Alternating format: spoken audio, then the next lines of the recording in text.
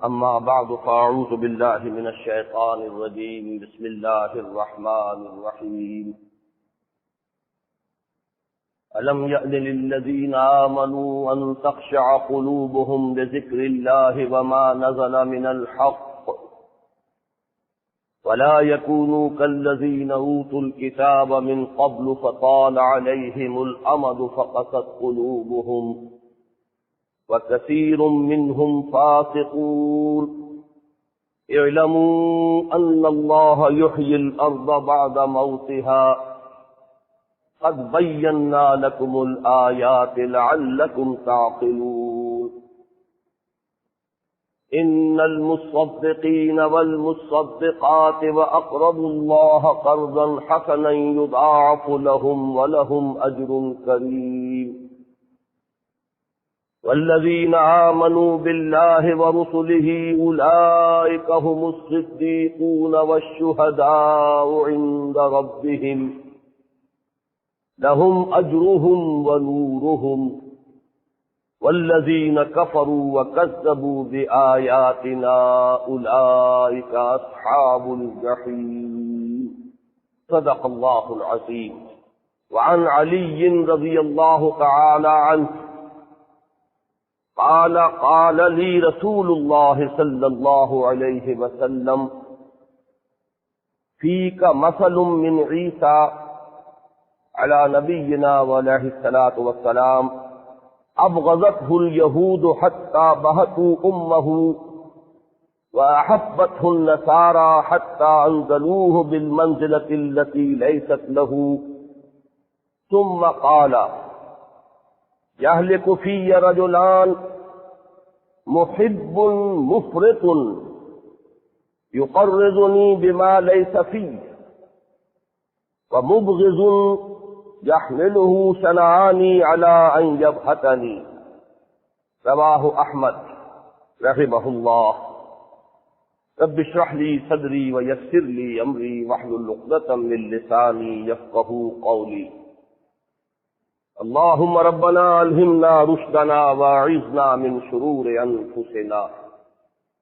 اللهم أرنا الحق حقا وارزقنا اتباعه وأرنا الباطل باطلا وارزقنا اجتنابه.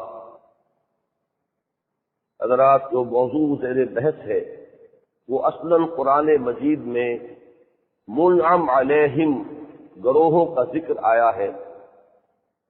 اس کے حوالے سے بعض کبار صحابہ، امت کی عظیم ترین شخصیتوں کی سیرتوں کا ایک فہم ہے. سورہ فاتحہ میں الفاظ آئے صراط الذین انعمت علیہم. اے اللہ، ہمیں ان لوگوں کے راستے کی ہدایت بخش جن پر تیرا انعام ہوا، جن پر تو نے انعام فرمایا. یہاں ایک سوالیہ نشان خود بخود آ جاتا ہے کہ وہ کون لوگ. اس کی شرح ہوئی سورہ نساء میں. جو بھی کار بند ہو جائے گا اللہ اور اس کے رسول کی اطاعت پر، اسے معیت حاصل ہے یا معیت حاصل ہوگی ان کی جن پر اللہ نے انعام فرمایا، یعنی انبیاء، صدیقین، شہداء اور صالحین. اور ان لوگوں کی معیت بہت ہی عمدہ ہے، بہت ہی اعلیٰ ہے. رفاقت بہت ہی عمدہ اور اعلیٰ ہے یہ لوگ رفاقت کے اعتبار سے. معلوم ہوا کہ منعم علیہم 4 گروہ ہیں. انبیاء ٹاپ پر ہیں، پھر صدیقین، پھر شہداء، پھر صالحین. ان میں سے جو ٹاپ موسٹ سب سے بلند مقام ہے وہ پہلے بھی خالص وحدی تھا. وہ اپنی محنت، اپنی کوشش، اپنی ریاضت، اپنی عبادت سے حاصل نہیں کیا جا سکتا. اور اب تو اس کا سلسلہ مستقلاً تا قیام قیامت حضور صلی اللہ علیہ وسلم کے بعد سے بن. سب سے نیچے کون ہے؟ مومنین صالحین، جن کے دلوں میں ایمان بھی ہے، پھر اس ایمان کا ظہور ان کی سیرت و کردار میں بھی ہے. مراد میں اور آپ اور اکثر آج کل کے مسلمان نہیں ہیں کہ جن میں قول و فعل کا تضاد ہو. جو ایمان کے مدعی ہوں لیکن ان کا عمل ان کے دعوے کی تکذیب کر رہا ہو، وہ نہیں۔ صالح اہل ایمان جن کی زندگیاں ان کے ایمان کا منہ بولتا ثبوت ہو، پھر ان میں صلاحیت ہو آگے بڑھنے کی، اوپر اٹھنے کی۔ تو اب ان دو کے درمیان جو ہے دو مراتب ہیں، صدیقیت اور شہادت۔ یہ منطقی طور پر اس آیہ مبارکہ سے ہمیں نتیجہ حاصل ہوا۔ أَلَمْ يَعْنِ لِلَّذِينَ آمَنُوا أَن تَخْشَعَ قُلُوبُهُمْ لِذِكْرِ اللَّهِ وَمَا نَزَلَ مِنَ الْحَقِّ، کیا وقت آنے گیا ہے اہل ایمان کے لیے کہ ان کے دل جھک جائیں اللہ کی یاد میں اور جو کچھ حق میں سے نازل ہوا ہے اس کے سامنے۔ وَلَا يَكُونُوا، مثبت اور منفی دونوں باتیں آئیں گی۔ وَلَا يَكُونُوا كَالَّذِينَ أُوتُوا الْكِتَابَ مِن قَبْلُ، اور نہ ہو جائیں وہ بھی ان لوگوں کے مانند جنہیں کتاب دی گئی تھی پہلے۔ فَطَالَ عَلَيْهِمُ الْأَمَدُ، تو ان پر ایک طویل مدت بیت گئی۔ فَقَسَتْ قُلُوبُهُمْ، تو ان کے دل سخت ہو گئے۔ وَكَثِيرٌ مِّنْهُمْ فَاسِقُونَ، اور ان میں بہت سے اب فاسق و فاجر۔ برا نہ مانے تو یہ نقشہ ہمارا ہے، ہم میں سے اکثر کا ہے، اس وقت کی امت مسلمہ کے اکثر افراد کا ہے، الا ماشاءاللہ۔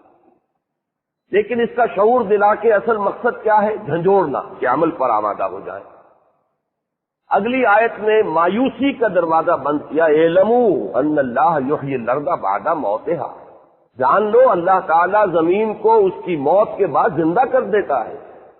مردہ زمین پڑی نظر آتی ہے، کوئی زندگی کے آثار نہیں ہوتے، بے آب و گیا ہے، کہیں کوئی جو ہے نہ چرند ہے نہ پرند ہے، کچھ بھی نہیں۔ جب ہے ہی نہیں کوئی شے وہاں، کوئی ہریاول نہیں تو کاہے کو چرند ہوگا، کاہے کو پرند ہوگا۔ حشرات الارض بھی وہاں سے کہیں کوچ کر جاتے ہیں، تو زندگی کے کوئی آثار نہیں۔ پھر بارش برستی ہے، پھر زندگی ہی زندگی۔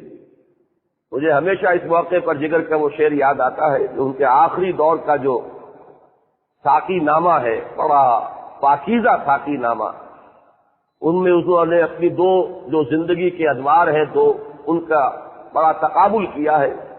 کبھی جبکہ وہ میں نوشی کے عادی تھے اور اب جبکہ وہ تائب ہو چکے تھے۔ رگوں میں بھی کبھی صحبا ہی صحبا رقص کرتی تھی، مگر اب زندگی ہی زندگی ہے معجزن ساقی۔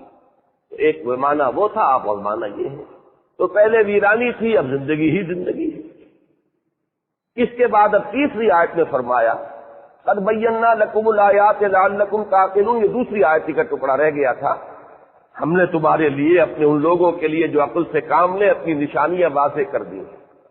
یعنی اگر کوئی مسلمان اپنا جائزہ لے، اپنے گریبان میں جھانکے اور وہ محسوس کرے کہ میں تو وہی یہودیوں کے سے کردار کا حامل ہوں، وضع میں تم ہو نصارہ تو تمدن میں ہنود، یہ مسلمان ہیں جنہیں دیکھ کے شرمائے یہود، مبارک ہے وہ لوگ جنہیں اس کا شعور ہی ہو جائے۔ انہوں تو شعور بھی نہیں ہے، ان میں تو پھر اصلاح کی بھی کوئی توقع نہیں۔ لیکن جو اپنے گریبان میں جہاں کے اسے شعور ہو جائے کہ میں تو بہت دلدل میں ہوں، بہت نیچے چلا گیا، پستی میں چلا گیا، تو مایوس مت ہو۔ ہم اگر زمین کو اس کی موت کے بعد زندہ کر دیتے ہیں تو کیا تمہارے دلوں کی اس زمین کو اثر نو تر و تازہ نہیں کر سکتے؟ کر سکتے۔ اس سے امید دلائی، بہتری کی امید۔ اب تیسری بات، اس کے لیے ایک کام کرنا پڑے گا، مال کی محبت کو دل سے نکالنا پڑے گا۔ یہی سب سے بڑا بریک ہے، چلنے یہی نہیں دیتی، یہی مال کی محبت۔ تو فرمایا تیسری بات یہ گویا کہ شرط لازم ہے، ان المصدقین والمصدقات واقرضوا اللہ قرضا حسنا یضاعف لهم ولهم اجر کریم، بے شک صدقہ دینے والے مرد اور صدقہ دینے والی عورتیں اور جو اللہ کو قرض حسنہ دے ان کے لیے دگنا بھی کیا جاتا رہے گا اور ان کے لیے اجر کریم بھی ہے، بہت باعزت بدلہ بھی ملے گا۔ اب اس کے بعد فرمایا یہ محنت کر کے اب ذرا اثر نو اپنے دلوں کی اس زمین میں ایمان کا بیج ڈالو۔ والذین آمنوا باللہ ورسلہ، اس مرحلے کے بعد شعوری طور پر ایمان، اس کا نتیجہ کیا نکلے گا؟ اولئک ھم الصدیقون والشہداء عند ربہم، اب یہ وہ لوگ ہوں گے جو اوپر اٹھیں گے اور یا صدیق بنیں گے یا شہید بنیں گے اپنے رب کے پاس، اپنے رب کے ہاں۔ لہم اجرہم و نورہم، اور ان کو ان کے رب کی طرف سے اجر بھی ملے گا، نور بھی ملے گا۔ لہم اجرہم و نورہم، والذین کفروا وکذبوا بآیاتنا اولئک اصحاب الجحیم، اور جو لوگ ہماری آیات کو جھٹلائیں اور ناشکری کریں ان کے لیے وہ تو جہنمی ہے۔ چار آیتیں بہت اہم ہیں سلوک قرآنی کے اعتبار سے، اس کا اگر ایک عنوان آپ کے ذہن میں جم جائے تو بہت اچھا ہے۔ میری گفتگو کے اعتبار سے کیا بات سامنے آئی کہ یہ جو دو مراتب ہیں درمیانی، گویا کہ اہل ایمان کو شوق دلایا جا رہا ہے آگے بڑھو، ہمت کرو، کیوں پستی کے مکین بن کر رہ گئے ہو، کیوں اسی حالت کے اوپر قناعت کر رہے ہو، تم دنیا کے معاملے میں تو ہے جستجو کے خوب سے ہے خوب پر کہاں، اعلیٰ سے اعلیٰ کے لیے کوشاں رہتے ہو، دین میں کیوں نہیں آگے بڑھنے کی فکر کرتے؟ اور دین میں آگے بڑھو گے تو صدیقیت کا مقام بھی ہے اور شہادت کا مقام بھی ہے۔ ہاں اگلا مقام جو ہے نبوت کا، وہ دروازہ بند ہے، اس کا کوئی سوال نہیں۔ یہ تیسری آیت ہے اس موضوع پر جو بہت اہم ہے۔ آج کی گفتگو آپ کو معلوم ہے مجھے حضرت علی مرتضیٰ رضی اللہ تعالی عنہ کی سیرت کے بارے میں کرنی ہے، لیکن یہ پس منظر اس کے لیے ضروری ہے۔ شہداء اور صدیقین، یہ جو اب چوٹی کے دو مراتب ہیں، در حقیقت ان کے مابین جو اصل فرق ہے، جو اصل تفاوت ہے، وہ ایک مزاجی فرق ہوتا ہے۔ وہ مزاجی فرق جس کو جدید سائیکالوجی کی دو اصطلاحات کے حوالے سے میں نے آپ کے سامنے رکھا کہ کچھ ایکسٹروورٹ ہوتے ہیں، کچھ انٹروورٹ ہوتے ہیں، کچھ وہ ہے جن کی توجہ خارج کی طرف زیادہ ہوتی ہے، کچھ وہ ہے جن کی توجہ باطن کی طرف زیادہ ہوتی ہے۔ یہ دو مزاج ہیں جو اللہ نے بنائے ہیں، بنیادی طور پر انسانوں کے مزاج میں یہ فرق و تفاوت بہت نمایاں نظر آئے گا۔ پہلی بات یہ جان لیجئے کہ انسانیت کا بنیادی جوہر دونوں میں ہوتا ہے، لیکن یہ کہ مزاج کا فرق، استاد طبع کا فرق یہ ہے کہ جو دو مختلف رخ پر ان کی ترقی جو ہے وہ آگے بڑھتی ہے۔ وہ کیا ہے دو مختلف رخ؟ ذہین دونوں ہوں گے، لیکن ایک کی ذہانت زیادہ خارج کی طرف متوجہ ہوگی، ایک کی ذہانت زیادہ اپنے باطن کی طرف متوجہ ہوگی، ایک کی ذہانت حقائق کی طرف متوجہ ہوگی، ایک کی ذہانت مظاہر کے مطالعے کے اوپر فرق ہوگی۔ اب یہ فرق ہو گیا، ذہانت دونوں میں ہے لیکن یہ کہ رخ مختلف ہے۔ نتیجہ کیا نکلے گا کہ ایسے محسوس ہوگا کہ ایک جو ہے اسے حقائق کی طرف کوئی مناسبت نہیں، توجہ نہیں، وہ جو ہے خارج کی دنیا میں اور مظاہر ہی کی دنیا میں مگن ہے، جبکہ دوسرا جو ہے وہ حقائق کی طرف اپنی توجہ کو مرتکز کیے بیٹھا ہے۔ دوسرا بنیادی فرق کیا ہوگا؟ حساس دونوں ہوں گے، لیکن ایک زیادہ حساس ہوگا اپنی عزت نفس کے بارے میں۔ کوئی میری توہین تو نہیں کر گیا، کسی نے مجھے نگاہ تحقیر سے تو نہیں دیکھ لیا، کسی نے میری عزت نفس کو ٹھیس تو نہیں پہنچا دی، اس میں حساس زیادہ ہوگا، اور اس کی حساسیت کا ظہور رد عمل کی شکل میں ہوگا۔ اسی کی حساسیت کا ظہور کس میں ہوگا کہ مجھ سے کسی کو تکلیف تو نہیں پہنچ گئی، میں نے کسی کا دل تو نہیں دکھا دیا، اور اسی کے ساتھ ساتھ کوئی تکلیف میں ہوگا، اسے دیکھ کر وہ تڑپ اٹھے گا۔ اس کی یہ بھی تو حساسیت ہی ہے نا کہ خنجر چلے کسی پہ تڑپتے ہیں ہم امیر، سارے جہاں کا درد ہمارے جگر میں ہے۔ ایک وہ ہے جسے اپنے درد کا احساس تو خوب ہو رہا ہے، دوسرے کے درد کا احساس نہیں ہو رہا۔ اس کا مزاج یہ ہے کہ دریا کو اپنی موج کی طغیانیوں سے کام، کشتی کسی کی پار ہو یا درمیان رہے، اسے وہ اپنا جو ہے اس کی طرف زیادہ توجہ ہے، اس کی نگاہ جو ہے وہ اپنی ذات کی طرف زیادہ ہے بنسبت دوسروں کے احساسات کی طرف۔ حساس دونوں ہوں گے۔ نتیجہ کیا نکلے گا کہ ایک کے مزاج میں خلق خدا کے لیے رحمت، شفقت، رافت ہوگی، ایک کے مزاج میں شدت اور غلظت ہوگی، سختی ہوگی۔ یہ دو مزاج علیحدہ علیحدہ ہو جائیں گے۔ یہ دونوں کے اجزائے ترکیبی جو ہیں ان کو نوٹ کرتے جائیے۔ اسی طریقے سے ایک کے مزاج میں حکیمانہ اور فلسفیانہ انداز ہوگا، اور اس کے قواعد ذہنی چونکہ زیادہ چاق و چوبند ہوں گے، لہذا اس کی سوچ مرتب ہوگی، کسی نہ کسی نتیجے پر پہنچے گی۔ اور ایک کا معاملہ چونکہ اس طرح کا ہے نہیں، حکمت اور فلسفے سے اسے لگاؤ نہیں، لہذا اس کے قواعد عملیہ جو ہے وہ زیادہ چاق و چوبند ہوں گے، متحرک انسان ہوگا، فعال انسان ہوگا، ایک اس کا رنگ ہوگا، ایک رنگ یہ ہوگا۔ آخری نتیجہ اور میں عرض کر دوں، شجاعت دونوں میں ہوگی۔ نوٹ کیجئے گا اس کو، یہ تو بنیادی اوصاف ہے، میں نے عرض کیا کہ یہ تو بنیادی انسانی جوہر ہے۔ یہ بنیادی انسانی جوہر نہیں ہے تو پھر تو نچلی سطح پر ہی آدمی رہے گا، لیکن یہ بنیادی انسانی جوہر ہوگا تبھی تو اوپر اٹھے گا، یا صدیقیت کی طرف یا شہادت کی طرف۔ لیکن یہ ہے کہ اسی میں شجاعت کو شمار کیجئے کہ شجاعت دونوں میں ہوگی، لیکن ایک کی شجاعت ظاہر و باہر ہوگی، نمایاں ہوگی، نظر آئے گی، اس کے اندر قوت بھی زیادہ نظر آئے گی، طاقت بھی زیادہ نظر آئے گی۔ ایک کی شجاعت چھپی رہے گی، تو جب کبھی وقت آ گیا تو ظاہر ہو جائے تو ہو جائے، ورنہ عام طور پر وہ شجاعت جو ہے اس کے اندر مخفی رہے گی۔ یہ سارے اوصاف ادھر کے جمع کر لیجئے اور سارے اوصاف ادھر کے جمع کر لیجئے، ایک مزاج صدیقین کا ہے، ایک مزاج شہداء کا ہے۔ اس میں کنٹراسٹ کے طور پر جو میں نے اب جو بہت طویل بحثیں میں کر چکا اس کی طرف نہیں جاؤں گا، کہ میں نے یہ مزاج اسلام سے پہلے کے لوگوں کے اندر بھی آپ کو کنٹراسٹ کے طور پر دکھایا، لیکن صحابہ کرام میں یوں سمجھیے کہ ایک طرف رکھیے حضرت ابوبکر صدیق اور حضرت عثمان غنی کو رضی اللہ تعالی عنہما۔ یہ میں مردوں کا ذکر کر رہا ہوں۔ حضرت خدیجہ رضی اللہ تعالی عنہ کا معاملہ یہ ہے، ایک تو وہ چونکہ خاتون، دوسرے یہ کہ ان کی سیرت کے بارے میں عام طور پر یہ ہماری بڑی کوتاہی ہے مسلمانوں کی کہ ان کی سیرت کے بارے میں بہت کم معلومات حاصل ہیں، ورنہ میرے نزدیک صدیقیت میں جس مقام پر مردوں میں ابو بکر صدیق ہیں، صدیق اکبر رضی اللہ تعالی عنہ، اسی طریقے سے اسی مقام پر خواتین میں حضرت خدیجہ الکبریٰ ہے، الصدیقۃ الکبریٰ رضی اللہ تعالی عنہ۔ یہ بالکل دو متوازی شخصیتیں ہیں۔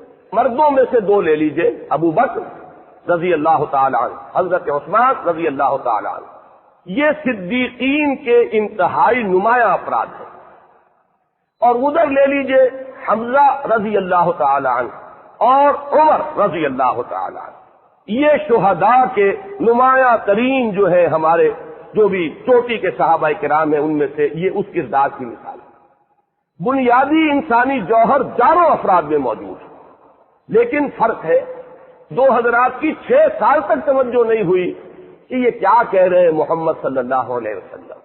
مکے کی چھوٹی سی بستی ہے، وہیں حضور دعوت دے رہے ہیں، دن رات کا آپ کا معمول ہے، گھر گھر جو ہے وہ لڑائی چھڑ چکی ہے، لیکن انہیں توجہ ہی نہیں۔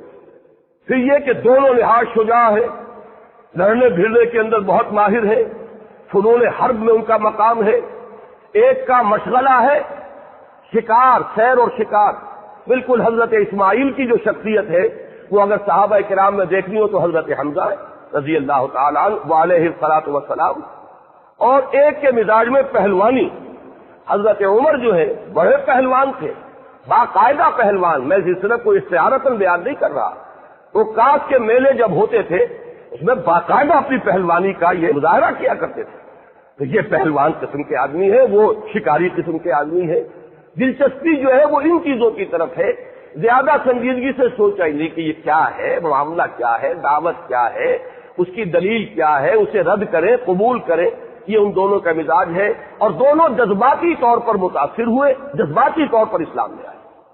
جبکہ حضرت عثمان اور حضرت ابو بکر رضی اللہ تعالی عنہما دونوں نہایت سلیم الفطرت، نہایت نرم طبیعت، لوگوں کے حق میں بہت رحیم اور شفیق، لوگوں کی کام آنے والے، اور شرک سے پہلے ہی سے اجتناب کرنے والے۔ نہ سیئات ان کی زندگی میں، نہ منکرات ان کی زندگی میں، نہ شرک ان کی زندگی میں، نہ بت پرستی ان کی زندگی میں۔ یہ پہلے ہی سے ہے، گویا کہ نور تو پہلے سے تھا، حضور پر ایمان لا کر وہ نور علی نور بن گیا۔ وہ سونا تو پہلے سے تھا، اب وہ کٹھالی میں پڑ کر اور زر خالص بن گیا۔ یہ ہے صدیقین کی دو اعلیٰ ترین مثالیں۔ حضرت ابو بکر حضور صلی اللہ علیہ وسلم سے 2.5 برس چھوٹے، 571 عیسوی میں پیدائش حضور کی ہے، 573 میں حضرت ابو بکر کی، اور بالکل اتنے ہی عرصے کے بعد ان کا انتقال بھی ہوا حضور کے وصال کے۔ وہی جو ولادت کا فصل ہے وہی انتقال کا بھی فصل ہے۔ اور حضرت عثمان 4 سال چھوٹے ہیں حضور سے، تو تقریباً ان کی عمریں بھی ایک جیسی ہیں۔ اگرچہ حضرت عمر حضرت حمزہ کی عمروں میں خاصا فرق ہے، حضرت حمزہ تو حضور کے بالکل ہم عمر ہے اور حضرت عمر جو ہے وہ حضور سے 13 سال چھوٹے، لیکن یہ کہ مزاج کا جو میں نے ابھی تقابل آپ کے سامنے رکھا ہے تو اس سے انشاءاللہ مجھے امید ہے کہ انسائٹ آپ کو حاصل ہوئی ہوگی ان کے مزاج کو سمجھنے میں اور ان کے کردار کے جو اجزاء ترکیبی ہیں ان کو سمجھنے میں، ان کے اندر فعالیت کیا تھی کہ جب یہ دونوں ایمان لے آئے سن 6 میں تو اب وہ جو حال تھا مسلمانوں کا کہ دبے ہوئے ہیں، چھپ چھپ کر عبادت کر رہے ہیں، کہیں نام نہیں لے سکتے، کہیں اپنے آپ کو ظاہر نہیں کر سکتے، ایک دم صورتحال بدل گئی۔ اب مسلمانوں کے اندر جو ہے وہ ایک اعتماد پیدا ہوا، قوت پیدا ہوئی، اب نعرے بھی لگ رہے ہیں مکے کی گلیوں کے اندر، برملا آ کر نماز پڑھی جا رہی ہے سینے کعبہ کے اندر۔ یہ ساری صورتحال جو بدلی ہے تو یہ حضرت عمر اور حضرت حمزہ رضی اللہ تعالی عنہما دونوں کے ایمان ہے۔ تو یہ میں نے صرف چند باتیں گنوا دی ہیں، لیکن یہ کہ میرا کتابچہ جو شہید مظلوم کے نام سے موجود ہے، حضرت عثمان غنی رضی اللہ تعالی عنہ کی شخصیت، ان کی سیرت اور ان کی شہادت پر، شہادت انتہائی مظلومانہ شہادت پر، اس میں نے ان مضامین کو کچھ بیان کیا ہے۔ وہ تقریری انداز ہے، اس میں جن لوگوں کو بھی دلچسپی ان مضامین سے ہوئی ہے جو میں نے عرض کی ہے وہ اس کتاب سے ضرور مطالعہ کرے۔ اب اس میں 2 چیزوں کا اور اضافہ کیجئے تو پھر میں آج کے موضوع کی طرف بڑھوں گا۔ نمبر 1 یہ کہ شہید اور شاہد اور شہادت اور شہداء جو ہے جمع ہوگی شاہد کی بھی اور شہید کی بھی، اور شہادت یہ اسی سے اسم ہے، اور یہ جو تمام الفاظ استعمال ہوتے ہیں قرآن مجید میں ان کا بڑا گہرا تعلق ہے کار رسالت کے ساتھ۔ اگرچہ عام طور پر ہم سمجھتے ہیں شہید کے معنی جو اللہ کی راہ میں قتل ہو گیا، قرآن مجید میں جیسا کہ میں نے کئی مرتبہ کیا ہے اس مفہوم میں یہ لفظ کہیں استعمال نہیں ہوا سوائے ایک مقام جہاں یہ مفہوم لینے کی گنجائش ہے۔ قرآن جہاں کہیں لفظ شہید یا شاہد یا شہادت لاتا ہے وہ در حقیقت کار رسالت کی ادائیگی، تبلیغ، اتمام حجت، گواہی دینا، حجت قائم کر دینا، لوگوں پر حق کو کھول کر بیان کر دینا کہ ان کے پاس کوئی عذر نہ رہے، اسی معنی میں یہ امت ہے شہداء علی الناس۔ اے مسلمانوں تمہیں امت ہم نے اس لیے بنایا ہے امت وسط، وَكَذَلِكَ جَعَلْنَاكُمْ أُمَّةً وَسَطًا لِتَكُونُوا شُهَدَاءَ عَلَى النَّاسِ وَيَكُونَ الرَّسُولُ عَلَيْكُمْ شَهِيدًا۔ ہم نے تمہیں ایک بہترین اور درمیانی امت اس لیے بنایا تاکہ تم لوگوں پر گواہ بن جاؤ اور اللہ کے رسول صلی اللہ علیہ وسلم تم پر گواہ بن جائے۔ اسی معنی میں یہ لفظ آیا کہ اے نبی ہم نے آپ کو شاہد بنا کر بھیجا، اِنَّا أَرْسَلْنَاكَ شَاهِدًا وَمُبَشِّرًا وَنَذِيرًا۔ اسی معنی میں سورہ مزمل میں آیا ہے تمہارے پاس رسول آ گئے ہیں جیسے کہ فرعون کے پاس آئے، شاہدن علیکم کما ارسلنا الی فرعون رسولا، محمد صلی اللہ علیہ وسلم تم پر شاہد ہو کر آ گئے ہیں جیسے کہ موسیٰ شاہد ہو کر آئے تھے فرعون پر۔ پھر یہ لفظ جو آتا ہے اس کو اچھی طرح سمجھ لیں تو شہادت جو ہے مرتبہ شہادت اس سے ذرا علیحدہ کر لیجئے، قتل ہو جانا اللہ کی راہ میں وہ علیحدہ ہے، جو مزاجن بھی شہید ہوگا اور قتل بھی ہو جائے نور علی نور ہے، لیکن ہو سکتا ہے ایک شخص مزاجن شہید ہے، کار رسالت کی ادائیگی میں نہایت چاق و چوبند ہے، تبلیغ دین میں حضور کا دست و بازو بنا ہوا ہے، بڑی ہمت کے ساتھ دین کے کام میں لگا ہوا ہے، اس کی شجاعت کا مظاہرہ ہو رہا ہے، پوری قوت کے ساتھ اس نے دین کے کام کو آگے بڑھایا ہے، تو گویا مزاجن تو یہ شہداء میں سے ہے، چاہے اسے اللہ کے راہ میں قتل ہو جانے کی سعادت نصیب ہو یا نہ ہو۔ جیسے کہ آپ کو معلوم ہے خالد ابن ولید رضی اللہ تعالی عنہ کتنی جنگیں لڑی، کتنے زخم کھائے، لیکن یہ کہ وہ قتل ہو جانے کی سعادت نہیں تھی، اللہ تعالیٰ نے وہ موت انہیں نہیں دی، وہ موت ملی ہے جو کہ ایک طبعی موت ہوتی ہے۔ اور حضرت عثمان کے بارے میں آپ سے عرض کر چکا، ان کا مزاج صدیقین کا تھا۔ حضرت ابو بکر کا معاملہ تو یہ کہ صدیق بھی ہے اور وہ قتل والا معاملہ انہیں نہیں ہوا، وہ خالص صدیق رہے، صدیق اکبر ہے۔ حضرت عثمان مزاجن صدیق ہے لیکن قتل ہو جانے کی سعادت بھی انہیں مل گئی، تو 2 نور جمع ہو گئے۔ میں نے اسی کتاب کے میں لکھا ہے ذو النورین، اصلاً تو اس لیے کہا جاتا ہے حضرت عثمان کو رضی اللہ تعالی عنہ کہ 2 لخت جگر 2 بیٹیاں حضور کی ان کے حوالہ عقد میں آئیں، ان کے نکاح میں آئیں، ذو النورین اس لیے۔ لیکن یہ کہ اس مناسبت میں اور بھی بہت سی چیزیں شامل ہیں، میں نے اس کتاب کے میں تفصیل سے بیان کی، کوئی 1 2 نہیں کئی ہے، کہ یہ تسنیے کا جمع ان کے ہاں ان کی سیرت میں بہت ہی صیغہ تسنیے کا جمع ہو جاتا ہے مختلف اعتبارات سے۔ تو دوسری بات یہ نوٹ کر لیجئے گا کہ کار رسالت تبلیغ دین اس کے ساتھ گہری مناسبت ہے لفظ شہادت۔ اب تیسری بات سمجھیے، اور وہ اس کے حوالے سے ہے جو میں نے پہلے بھی عرض کی ہے کہ ایکسٹروورٹس اور انٹروورٹس یہ تو دو ہو گئے۔ شاذ قسم کے لوگ ایسے بھی ہوتے ہیں جنہیں ایمبیورٹس کہا جاتا ہے۔ ایمبیورٹس کون ہوں گے؟ جن میں یہ دونوں اوصاف جمع ہو جائیں، انتہائی توازن کے ساتھ جمع ہو، ان کے اندر حساسیت بھی دونوں طرح کی ہو، عزت نفس کا بھی پورا احساس ہو، اپنی عزت نفس کا، اور دوسروں کے دکھ اور درد کا احساس بھی ہو، اور دوسروں کے احساسات کا پاس بھی ہو۔ ان کے اندر شجاعت بھی دونوں جمع ہو، وہ شجاعت بھی کہ جو قوت ارادی کی شکل میں اندر ہوتی ہے، جیسے کہ حضور نے فرمایا صلی اللہ علیہ وسلم، حضور نے فرمایا لیس الشدید بسرعہ انما الشدید الذی یملک نفسہ عند الغضب۔ پہلوانی جو ہے وہ کسی کو پچھاڑ لینے کا نام نہیں ہے، پہلوان تو وہ ہے جو غصے کے وقت اپنے نفس کے اوپر قابو رکھ سکے، اصل پہلوان تو وہ ہے۔ تو ہے اندر وہ شجاعت، لیکن یہ کہ اس کا ظہور چاہے ہو یا نہ ہو، لیکن یہ کہ یہ دونوں شجاعتیں موجود ہیں۔ اسی طرح خارج کی طرف بھی توجہ ہو، باطن کی طرف بھی توجہ ہو، اندر کی دنیا سے بھی تعلق ہو، باہر کی دنیا سے بھی تعلق ہو، مظاہر میں بھی دلچسپی ہو اور حقائق میں بھی دلچسپی ہو۔ یہ مزاج جو ہے یہ بہت مشکل بہت مشکل بہت مشکل۔ اور اب جو بات میں آج عرض کرنا چاہتا ہوں، میرے نزدیک طبقہ انبیاء اور رسل میں بھی کامل طور پر متوازن شخصیت جس میں یہ دونوں پہلو کمال پر ہے اور متوازن ہے، وہ صرف محمد الرسول اللہ ہے۔ پوری نسل انسانی میں اس طرح کا فرد اور کوئی نہیں ملے گا۔ اور عجیب بات یہ ہے کہ یہی ہے وہ بنیاد جو بیان کی ہے ڈاکٹر مائیکل ہارٹ نے، کہ حضور کو نمبر 1 پر لایا ہے پوری انسانی تاریخ میں عظیم ترین فرد نسل انسانی کے۔ کون ہے؟ محمد۔ کیوں؟ صلی اللہ علیہ وسلم۔ الفاظ کیا ہے اس کے؟ He is the only person. The only کے لفظ کو میں ہمیشہ کہا کرتا ہوں کہ انڈر لائن کر لیجئے، دی only person supremely successful in both the religious and the secular field. یہ دونوں میدان جو ہے زندگی کے، ایک سیاست کا، تمدن کا، حکومت کا، ریاست کا، ایک یہ میدان ہے، اس میں میدان جنگ بھی آتا ہے، اس میں صلح کی نیگوسیشنز بھی آتی ہیں، اس میں حکومت کا انتظام و انتظام بھی آتا ہے، اس میں نظام عدل کو قائم کرنا بھی آتا ہے، اس میں تعزیرات اور حدود کا معاملہ بھی آئے گا، اور دوسری طرف یہ ہے اخلاق ہے، مذہب ہے، روحانیت ہے۔ یہ دو میدان آج کل سمجھے جاتے ہیں دو علیحدہ علیحدہ میدان، ایک انفرادی ایک اجتماعی۔ تو اس شخص کا مطالعہ کیا ہے، اور میں اس کی ذہانت کو خراج تحسین ادا کیے بغیر نہیں رہ سکتا کہ بالکل صحیح جگہ پر اس نے پن پوائنٹ کیا حضور کی عظمت پوری نسل انسانی میں اس اعتبار سے کہ اتنی متوازن شخصیت کوئی اور ہے ہی نہیں۔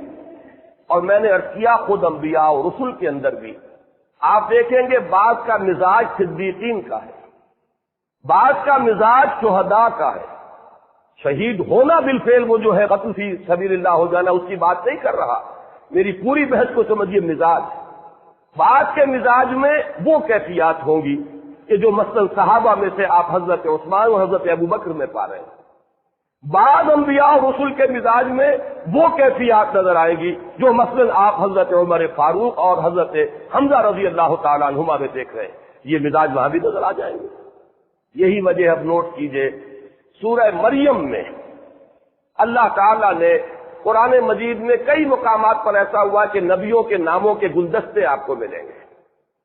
سورہ نساء میں بھی ایک گلدستہ ہے، سورہ انعام میں گلدستہ ہے، سورہ انبیاء میں گلدستہ ہے، مختلف جگہوں پر انبیاء کرام کے ناموں کا تذکرہ بڑی ریپڈ سکسیشن میں وہ آپ کو گلدستے ملیں گے۔ سورہ مریم میں بھی ایک ایسا ہی گلدستہ ہے۔ دو رسولوں کے ساتھ فرمایا گیا صدیقا نبیا، حضرت ابراہیم اور حضرت ادریس علیہم الصلاۃ والسلام، انہ کان صدیقا نبیا، اور دو کے بارے میں فرمایا وہی جن کا ذکر بار بار میں کر رہا ہوں کہ اگر حضرت اسماعیل کا نقشہ صحابہ میں دیکھنا ہو تو حضرت حمزہ رضی اللہ تعالیٰ عنہ، اگر حضرت موسیٰ رضی علیہ الصلوۃ والسلام کا نقشہ صحابہ میں دیکھنا ہو تو عمر فاروق رضی اللہ تعالیٰ عنہ، وہی نقشہ ایک مکہ مارا تھا حضرت موسیٰ نے اور اس قبطی کی جان نکال دی. فَوَقَذَهُ مُوسَىٰ فَقَضَىٰ عَلَيْهِ، وہی معاملہ ہے. حضرت اسماعیل کا بھی آپ پڑھتے ہیں، حضرت ابراہیم کئی مرتبہ آئے ہیں چل کر، کہاں کنعان جہاں وہ آباد ہو گئے تھے وہاں سے آ رہے ہیں مکہ مکرمہ بیٹے سے ملنے، لیکن بیٹا نکلا ہوا شکار کے لیے.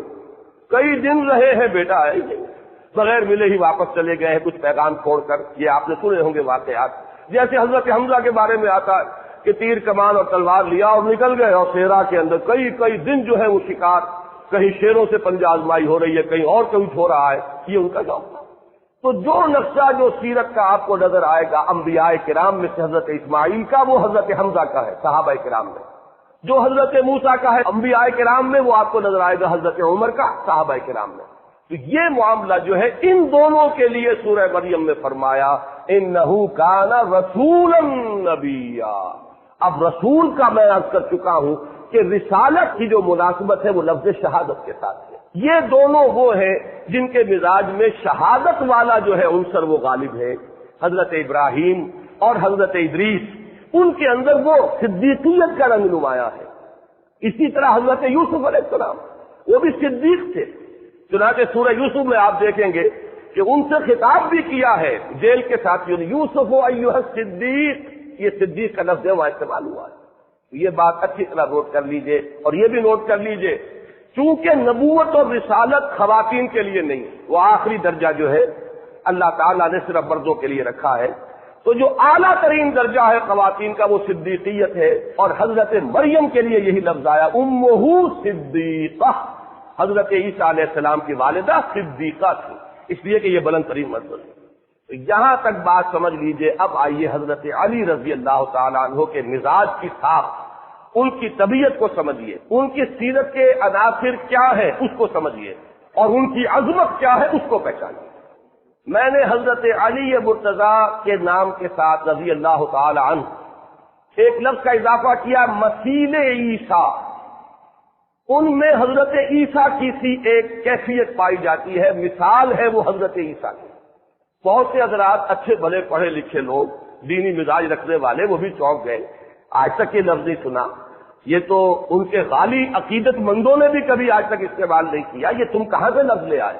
تو اسی لیے میں نے آج سب سے پہلے حدیث ایک پڑھی ہے. یہ حدیث مسند احمد میں ہے، امام احمد ابن حنبل اپنی مسند میں اسے لائے ہیں. اس کے علاوہ مستدرک حاکم میں ہے، کامل ابن عدی میں ہے. یہ تو ہے جو اہل سنت کی کتابیں ہیں حدیثوں کی، اور خود اہل تشیع کے ہاں نہج البلاغہ کا جو مقام ہے وہ آپ کو معلوم ہے. حضرت علی رضی اللہ تعالیٰ عنہ کے خطبات، آپ کے خطوط، آپ کے فرامین، آپ کی دعائیں یہ جمع کی گئی ہیں. اس میں یہ کہ کوئی شخص سمجھتا ہے کہ وہ مستند ہے، کوئی سمجھتا ہے کہ نہیں، اس کو چھوڑ دیجیے. اہل تشیع کے ہاں اس کا مقام ہے، بہت بلند مقام ہے نہج البلاغہ کا. تو نہج البلاغہ میں بھی حضرت علی رضی اللہ تعالیٰ عنہ کا یہ قول موجود ہے.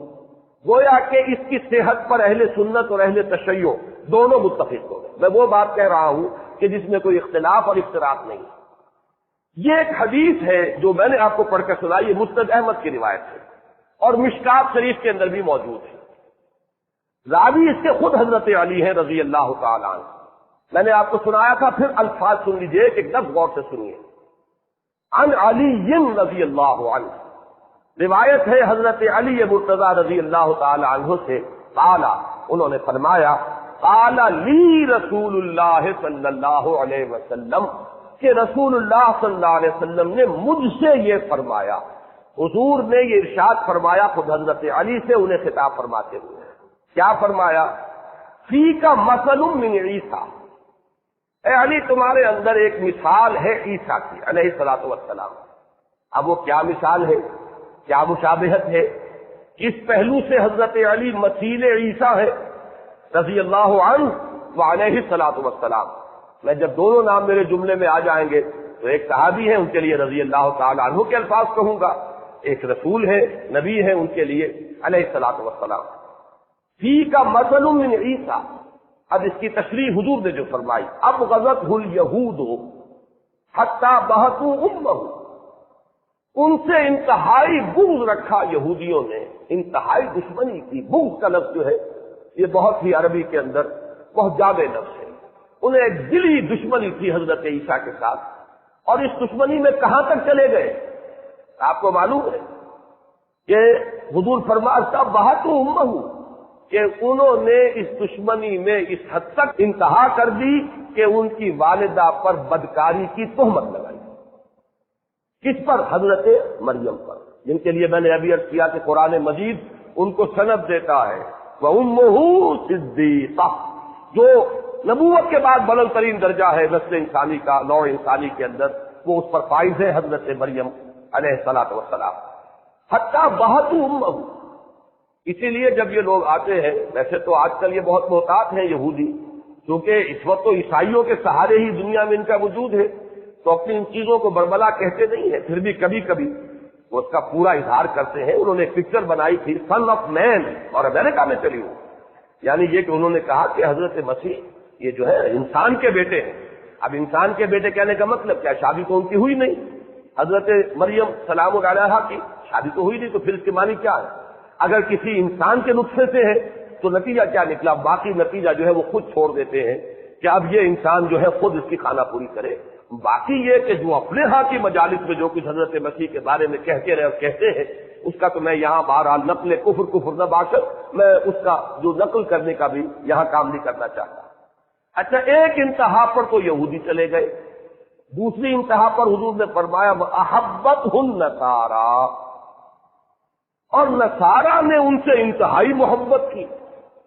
حتیٰ انزلوہ بالمنزلۃ التی لیست لہ، یہاں تک کہ انہوں نے حضرت عیسیٰ کو وہاں تک پہنچا دیا جو ان کا مقام نہیں ہے. اس میں بھی وضاحت نہیں ہے، تفصیل نہیں ہے، اس لیے کہ معلوم ہے اللہ کا بیٹا بنا دیا، خدا کا بیٹا ہے، صلبی بیٹا ہے. صلبی بیٹا یہ بھی یعنی یہ کہ یہ نہ سمجھو کہ صرف جو ہے وہ ایک استعارے کے طور پر کہا جا رہا خدا کا بیٹا، بلکہ وہاں لفظ ابن نہیں بلکہ ولد کا لفظ استعمال کرتے ہیں، اور اس کو واضح کرنے کے لیے صلبی بیٹا ہے. حضرت مسیح جو ہے وہ اللہ تعالیٰ کے صلبی بیٹے ہیں. اور یہ کہ تثلیث کا ایک جز ہے، اقانیم ثلاثہ میں سے ہے، خدائی میں شریک ہے، خدا بنا دیا. تو یہ دو انتہائیں ہوئی حضرت عیسیٰ علیہ السلام کے بارے میں کہ ایک گروہ انتہائی دشمن ہوا، یہاں تک کہ ایسی تہمت بھی لگا دی اور ان کے نسب کو داغدار کر کے، اور ان کی والدہ جو ہے ان پر بدکاری کا الزام عائد کر دیا. دوسرا گروہ ان کی محبت میں اس انتہا کو پہنچا، اس غلو میں اس انتہا کو پہنچا کہ انہوں نے خدا بنا دیا، خدا کا بیٹا بنا دیا، خدائی میں شریک کر دیا، جو بدترین اور اریاں ترین شرک ہے.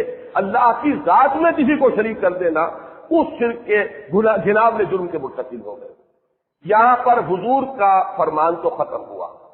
اب اس کے حوالے سے خود حضرت علی مزید فرما رہے ہیں. ثم قال، یہ جو اب راوی ہیں یہ گویا کہ بتا رہے ہیں کہ اس کے بعد حضرت علی نے مزید فرمایا یہلک فی رجلان، اسی طرح میرے بارے میں بھی دو اشخاص ہلاک ہوں گے، ہلاکت، بربادی، تباہی اور انتہائی ضلالت کو پہنچ جائیں گے. یہلک فی رجلان محب مفرط، ایک وہ ہلاک ہوگا، وہ برباد ہوگا جو میری محبت میں افراط کو پہنچ جائے گا. افراط و تفریط کا لفظ آپ استعمال کرتے ہیں، ایکسٹریم. محب مفرط، بے انتہا محبت کرنے والا، محبت میں غلو کرنے والا، محبت کی انتہا کو پہنچا دینے والا. یقرضنی بما لیس فی، میرے اندر وہ اوصاف گنوائے گا جو میرے اندر نہیں ہے. بالکل وہی بات کہ حضرت مسیح کو وہاں تک پہنچایا جہاں وہ نہیں تھے، اسی طرح میرے اندر وہ ان اوصاف کو بیان کرے گا. یہ یقرضون، یہ وہ لفظ ہے جو عام کتابوں میں آپ نے لکھا دیکھا ہوگا، تقریض. کتاب کی تقریض ہوتی ہے، کتاب کی کوئی تعریف کرتا ہے، اس کی کوئی جو اس کے محاسن ہیں ان کو بیان کرتا ہے تو اسے تقریض کہتے ہیں. یہی وہی لفظ ہے تقریض باب تفعیل سے کہ یقرضونی، وہ میرے اندر محاسن وہ بیان کرے گا بما لیس فی، جو میرے اندر نہیں ہے. اور دوسرا کون ہلاک ہوگا، دوسرا کون انتہا کو پہنچے گا؟ وہ مبغض، دوسرا مجھ سے بغض رکھنے والا، دشمنی رکھنے والا، عداوت رکھنے والا، جس کے دل میں میرا عناد ہوگا، مجھ سے بغض و عداوت ہوگی.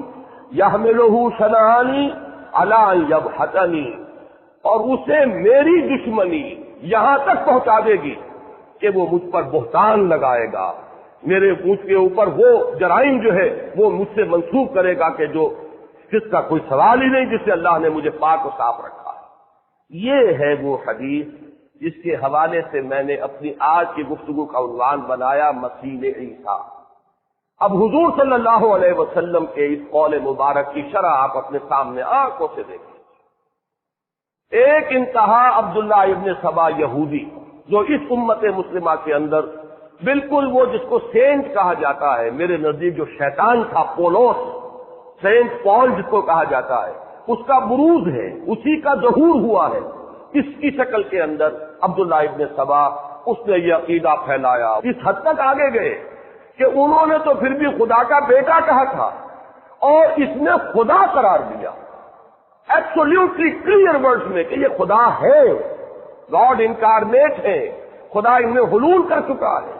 میں ابھی عرض کروں گا کہ اس شخص کے بارے میں آج کل بعض لوگوں نے یہ کہنا شروع کر دیا ہے کہ یہ کوئی شخصیت نہیں تھی، ایسے ہی افسانوی شخصیت ہے، یہ ایسا اس نام کا کوئی آدمی گزرا ہی نہیں ہے، لیکن یہ کہ اس کے حوالے اس کثرت کے ساتھ پہلی صدی کی کتابوں کے اندر موجود ہیں۔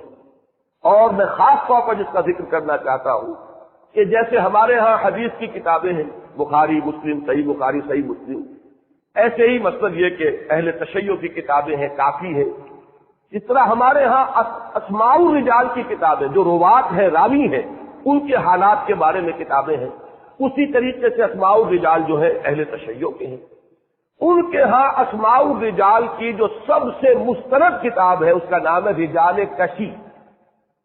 رجال کشی میں حضرت جعفر صادق رحمت اللہ علیہ، میں علیہ الصلوۃ والسلام نہیں کہہ رہا کہ ہمارے نزدیک ائمہ دین کے لیے، بزرگان دین کے لیے، اولیاء اللہ کے لیے، صحابہ کے بعد تابعین، تبع تابعین، اب ان کے لیے رحمت اللہ علیہ کے الفاظ۔